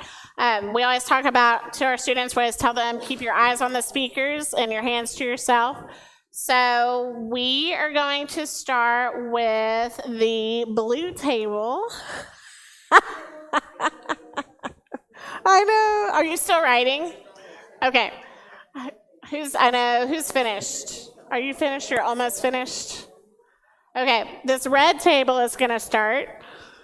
Sorry, but you're finished. Yes, please. Because I'm actually going to take some photos of you if you don't mind. I need a Vanna White. Yeah, of course. There you go. Hello, everybody. Okay, first we chose the topic, the parts of the face. As a warm-up activity, we're going to use Simon Says. Touch your nose, touch your eyes. Well, I think you all know that activity. That would be the icebreaker. And then to introduce the new material, the teacher is going to use 2 pictures, a picture of a boy and a picture of a girl, and start asking questions like, has she got blue eyes? And students will probably say yes or no because they don't know how to use, yes, have got yet, but they already know the vocabulary about the parts of the face.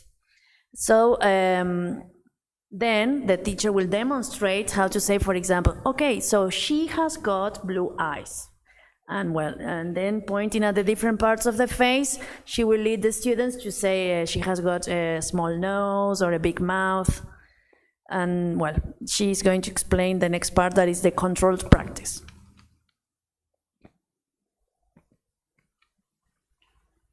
Well, in this case, yes, the students take out a card, yes, because we are going to prepare cards for them. So the students pick the cards and they have to describe, yes, the person using the structure that they learned. For example, he has got glasses, she has got blue eyes, yes? And in this case, all of the students have to participate. So they have to pick the card, yes, and describe the different pictures. And then we have the communicative practice, yes, and in this case the teacher has to project or stick a poster, yes, full of male or female characters. And, well, they have different characteristics, so students have to describe, yes, the people, and, well, the game is called Who is Who, yeah? And in this case, the teacher models the activity because she has to say, she has got a small nose, yes? She has got brown eyes. And students have to say or have to guess who is that character, yeah? And what else? The homework? Yes. Well, first we have, as a wrap-up activity, we ask the students to draw an emoticon or an emoji saying how they felt with the activities, if they felt happy or tired, bored or sad. And then they will go home, and the homework would be to look for 2 pictures, one of a boy, one of a girl, stick the picture and describe the person's faces. It could be their favorite, I don't know, Dragon Ball, or a favorite actor, a favorite singer, or probably a cartoon character, if they want to. That's it. Good job. Everybody give them a round of applause. Nicely done. Okay. The next group is going to be the pink group. I don't know if it's rosado. I know, purple.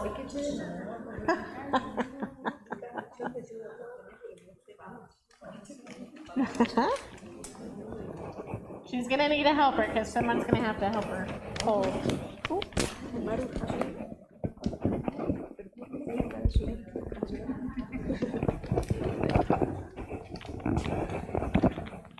Well, in this activity we chose hobbies, okay? And as a warm-up, we chose students' mime actions and the class guesses, okay? The word. Then, as a vocabulary presentation, we decided to use guess what. The teacher reads a sentence and students guess the hobby. For example, in this activity you use a ball, so they would say ball, football. The teacher shows a flashcard and sticks on the board, so they will have the vocabulary on the board.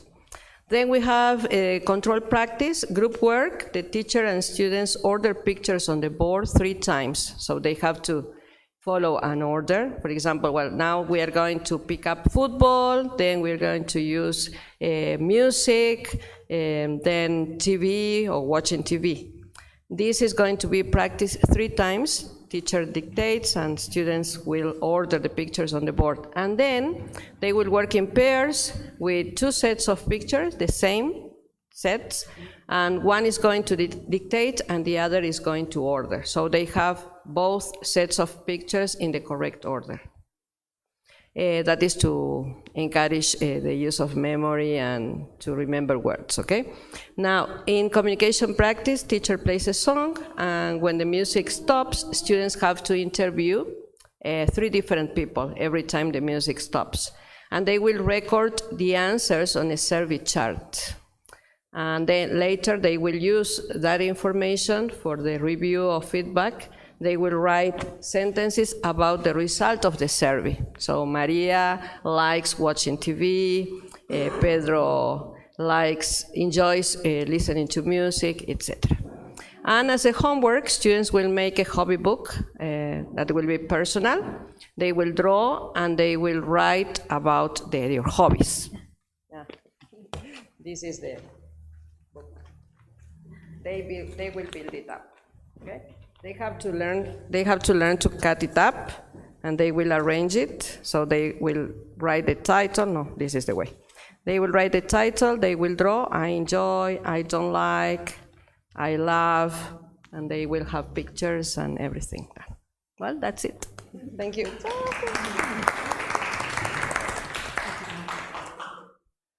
Okay, the blue table will be next.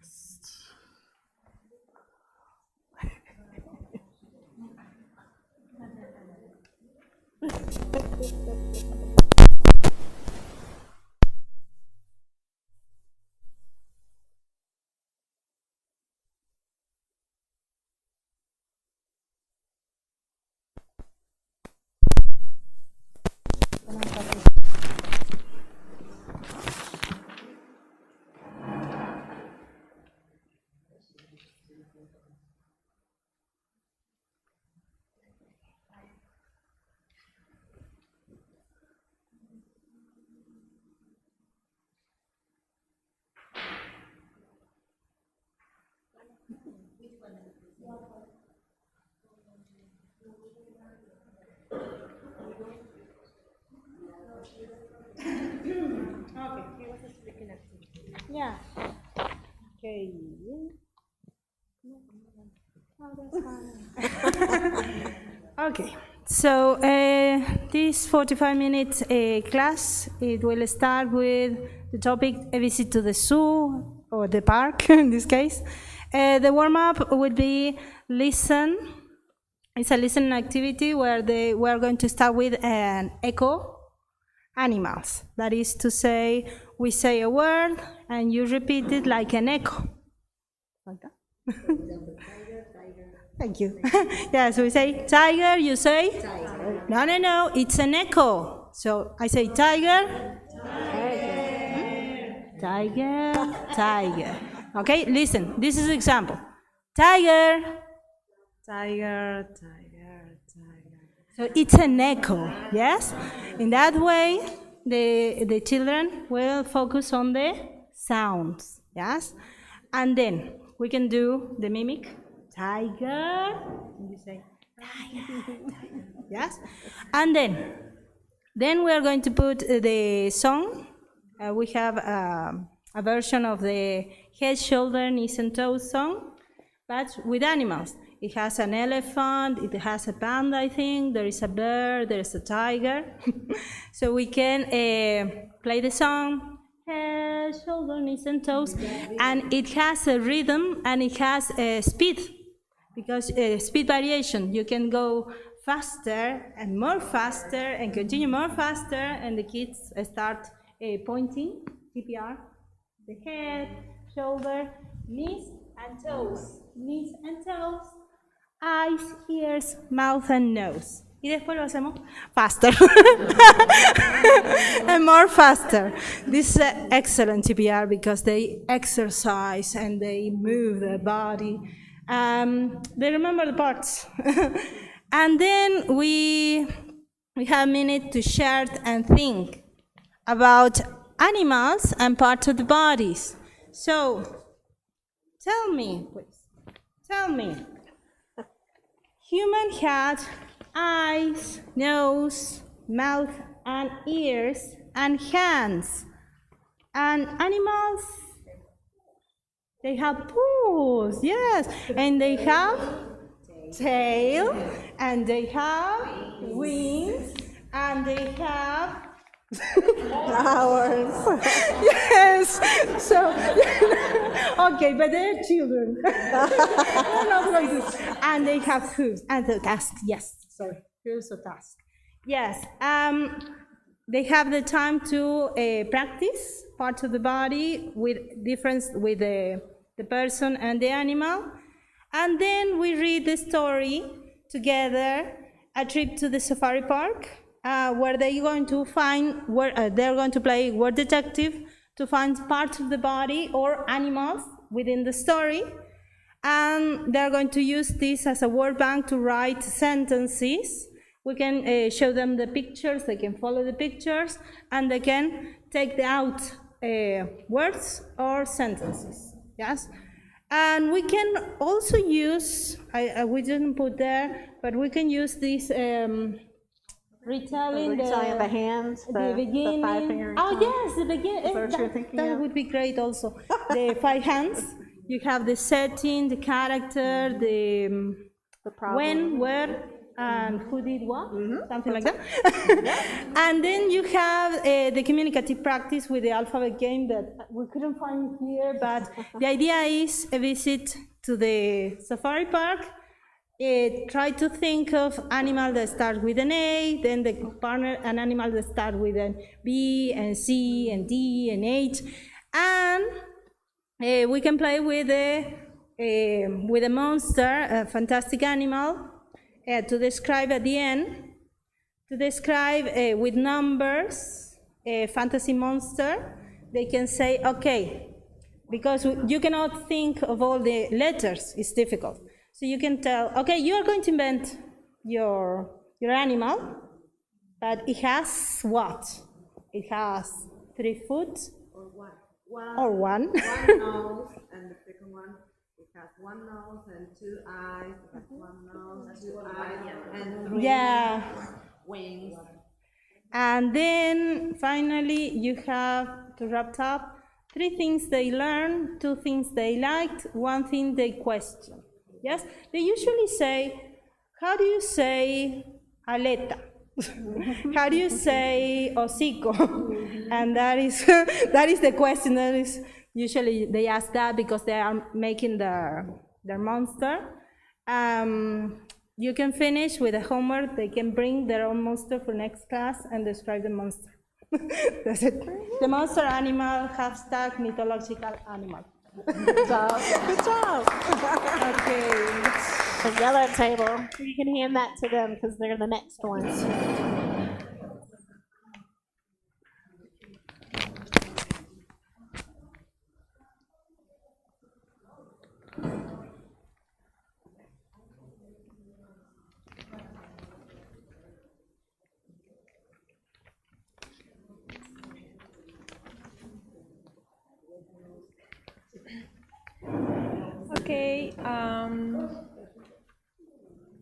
So we kind of thought of a utopical class for a 7th grade, and the language function would be telling a story. Put the mic close. I don't know. Put it closer. Closer? It's not working?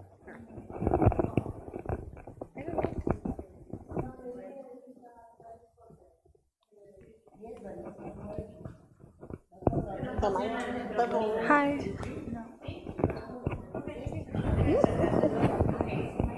Okay.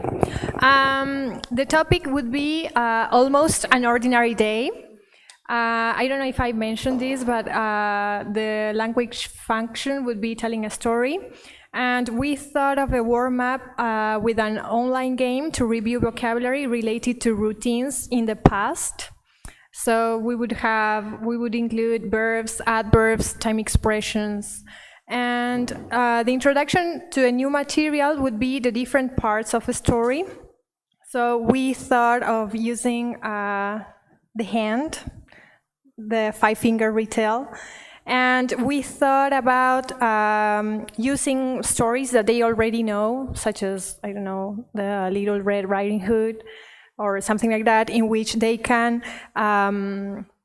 connect these characteristics to what they already know. And then when we go to the controlled practice, we were thinking about using comic strips to identify these different parts of a story. So they would have to classify, for example, the characters, the setting, the problem, the events, and, well, the resolution. In the communicative practice, they would write about their almost ordinary day. It has to be something that, yeah, they're using their routine, but something unexpected happened during the day. And, well, then in the feedback, we thought about students interchanging their stories and reacting to them using emojis with that. So with the spot and jot emoji code. And yeah, that's what we thought. Yeah.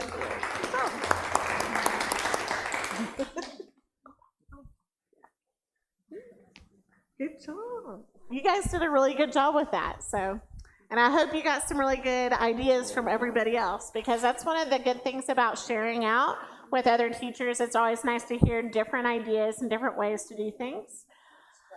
And strategies, exactly. I was going to, before we go, I was going to see if this will show up. Let's see. If you, before you leave your table, if you'll put everything back into the envelope for me, please. And then I was going to see if this will open. I don't know if it will.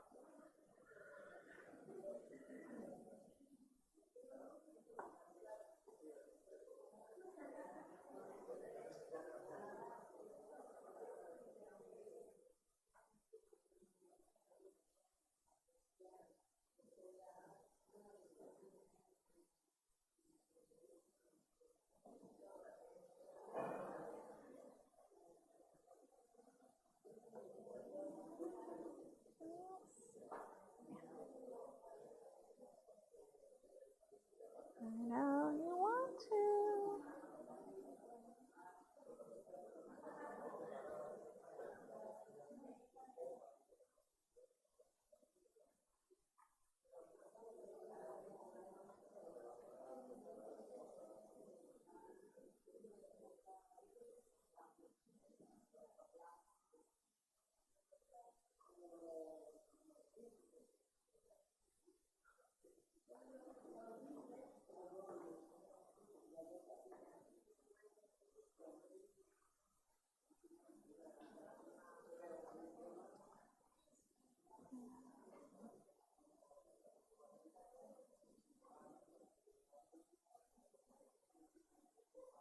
Well, it may not work that way then either.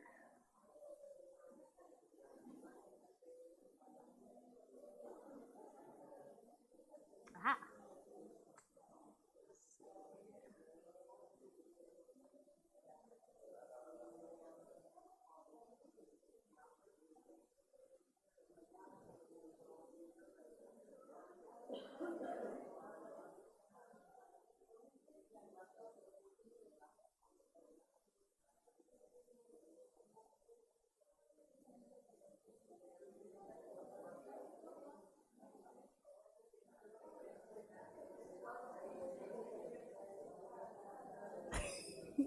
A bit less.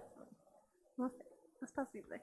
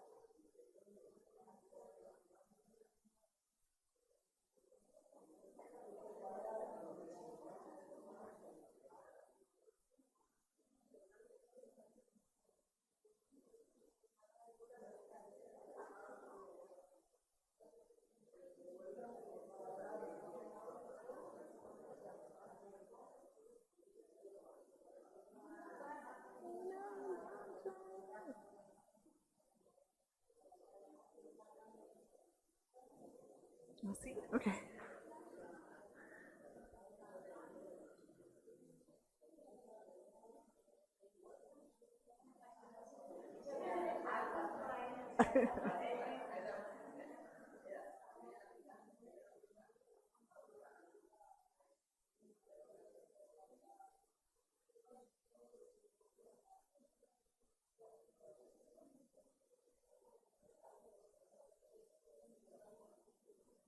Oh. Pasible, pasible.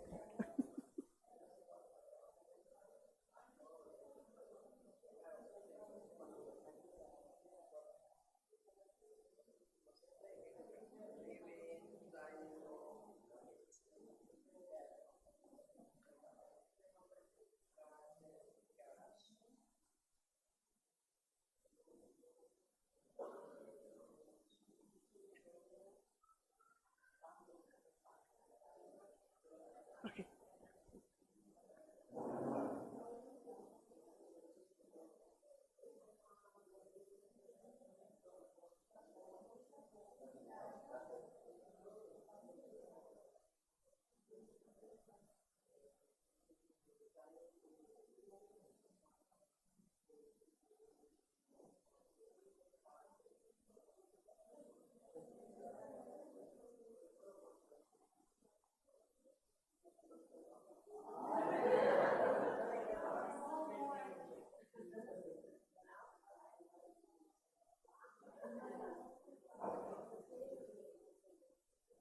Okay, so before we go, I know you said you were curious about my students at school.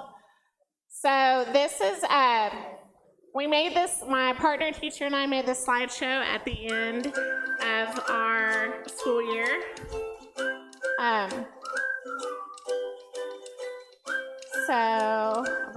So this is myself and my partner teacher. We have our shirts. We have shirts that say Yo amo mis estudiantes. So, and then that's our playground. And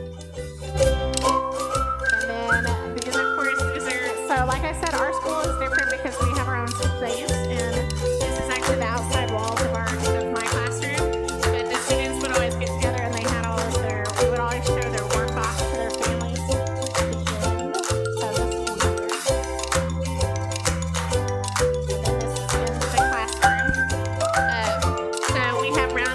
And we have supply spinners and whatnot, but they always work together with their bilingual partners.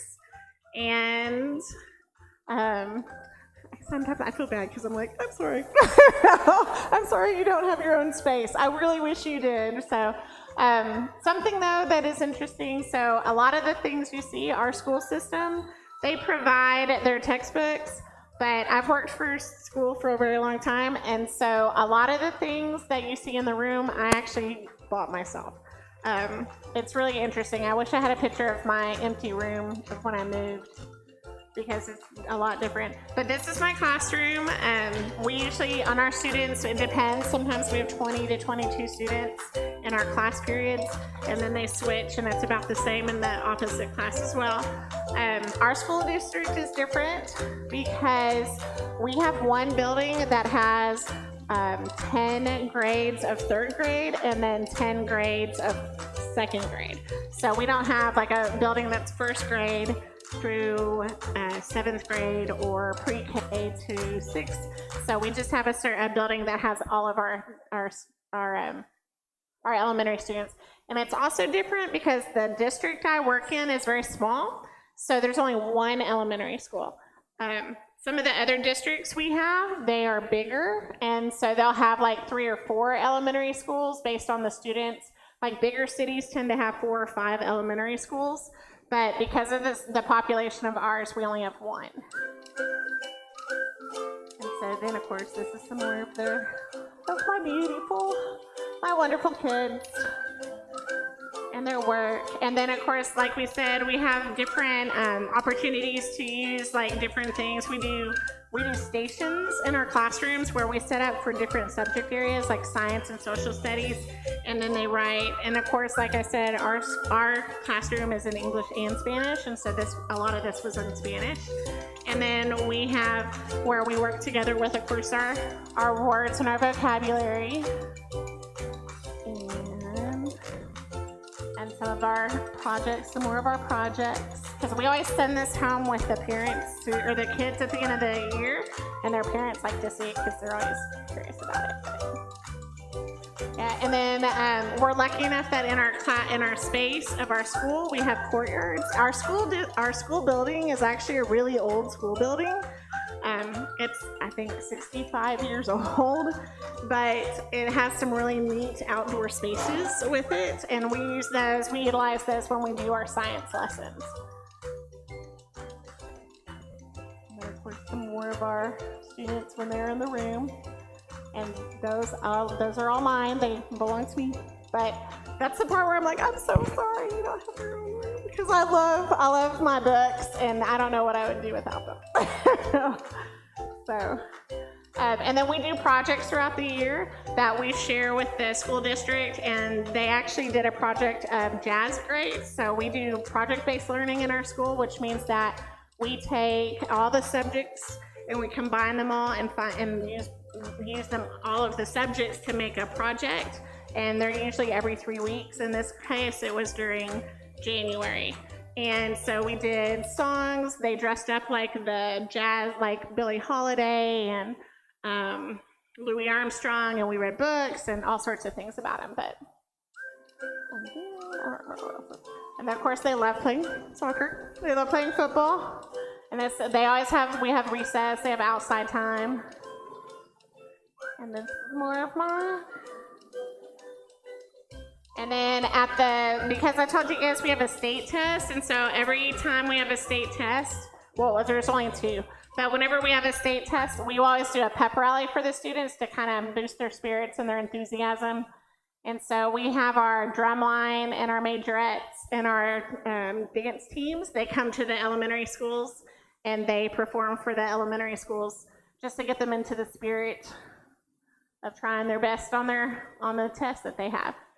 And then we do field days, and so that's where all the students get together and they get to participate in different sports activities, and like long jump and softball throw, and so those are just some activities we do throughout our school year that they get to participate in.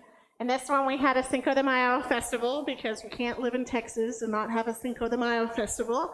So we played loteria, and then they made piñatas for their family. And then their family brought in food like tacos y tamales, and it was really, really good. We taught our students, I know, not your tamales, yeah, they're different. But we taught some of the other students who weren't used to some of the foods from Mexico. We have tahina, which is like the powder, like the chili lemon powder, and you put it on your fruits and things. And people at home, they always have them in their purse. Like they always pull it out of their purse. But some of our students who are not Hispanic, they did not know what that was. So they're like, what is this tahina powder? And we're like, it's really spicy, it's really good, it's chili lemon, and you sprinkle it mostly on your fruit. And they're like, well, I don't know about that. And I was like, you need to try it. So they tried it, and they're like, oh, this is so good. So they were excited. And then I told them go home and tell their parents about it, and they did. And then this is another part of our field day where they have running events, and we all get together, and they get to have ribbons. Just a good time. Snow cones, they get snow cones. And this was the day that they were going to take their test. So, and then I like gardening a lot, and so we have raised flower beds outside of the classroom that I'm in. And so this was just some of the pictures of, we cultivate tomatoes and jalapenos and onions, squash, what else have we done? Sunflowers.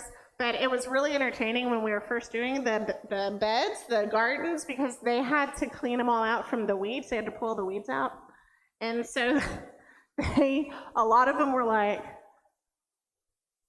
ugh. And I was like, no, that's not how we do that. And then I would give them some gardening tools, like little shovels and things. And they would be like, I don't understand how to use this. And I'm like, dig down into it. And they'd be like, and I'd tell them, too many video games for all of you. But after a while, it was fun. And they kind of got used to it. And we called it Gather in the Garden. So every Friday we would gather. And our school district, it's inside of a neighborhood. And so all the gates that you see on the outside edge of this area, they're all open during the summertime. So when we created our garden, then the students themselves, but then anyone in the neighborhood or the town was able to come in and take like the vegetables and things that are ripe and ready throughout the summertime and even in the fall. But especially during the summer, because I'm not there. So they really enjoyed that, and a lot of the people in the neighborhood would bring us seeds from things that they were doing, so that was really fun. That was probably one of my favorite things that we do. And there's some more. They loved it. It was so funny. They would be like, oh my gosh, there's a bug. And I'm like, we are outside. I'm like, it's fine, it's their home. But it's really neat because we have a lot of different species of birds and everything came that we were really surprised about. And this, of course, was when we were first weeding the beds and the seeds. Yeah. No. Yeah, so the egg carton, we had the little egg carton that held the seeds. And then, of course, just, some of the work that they were doing in our school, in our class. And then this was at the beginning of the year. They call them, well, I call them a fortune teller. It's like a little piece, that you do. But sometimes people call them cutie catchers or something. What is it? Okay. So, but they would like walk up to someone and do the little whatever thing, and they'd have to talk to them out. Yeah, it's a certain way you fold the page. I should have showed that to you. But it's fun. Yeah, I know. I can show you, but I have to do this. So, but yeah. So that's my classroom and my kids. And I'm sorry you don't have your own classroom. I wish you did. Sorry.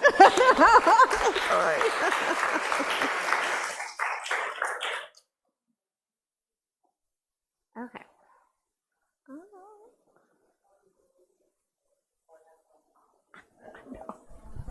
Okay, so I think we've come to the end, yes, of this second group. I hope you have learned a lot and you're taking lots of takeaways to apply in your classrooms. And thank you, Katie, for sharing all your expertise, your experience, your knowledge with all of us. Yes, it's as I said at the beginning, it's not usual that we have a training of this kind for so many days and for free. So that is really, really something.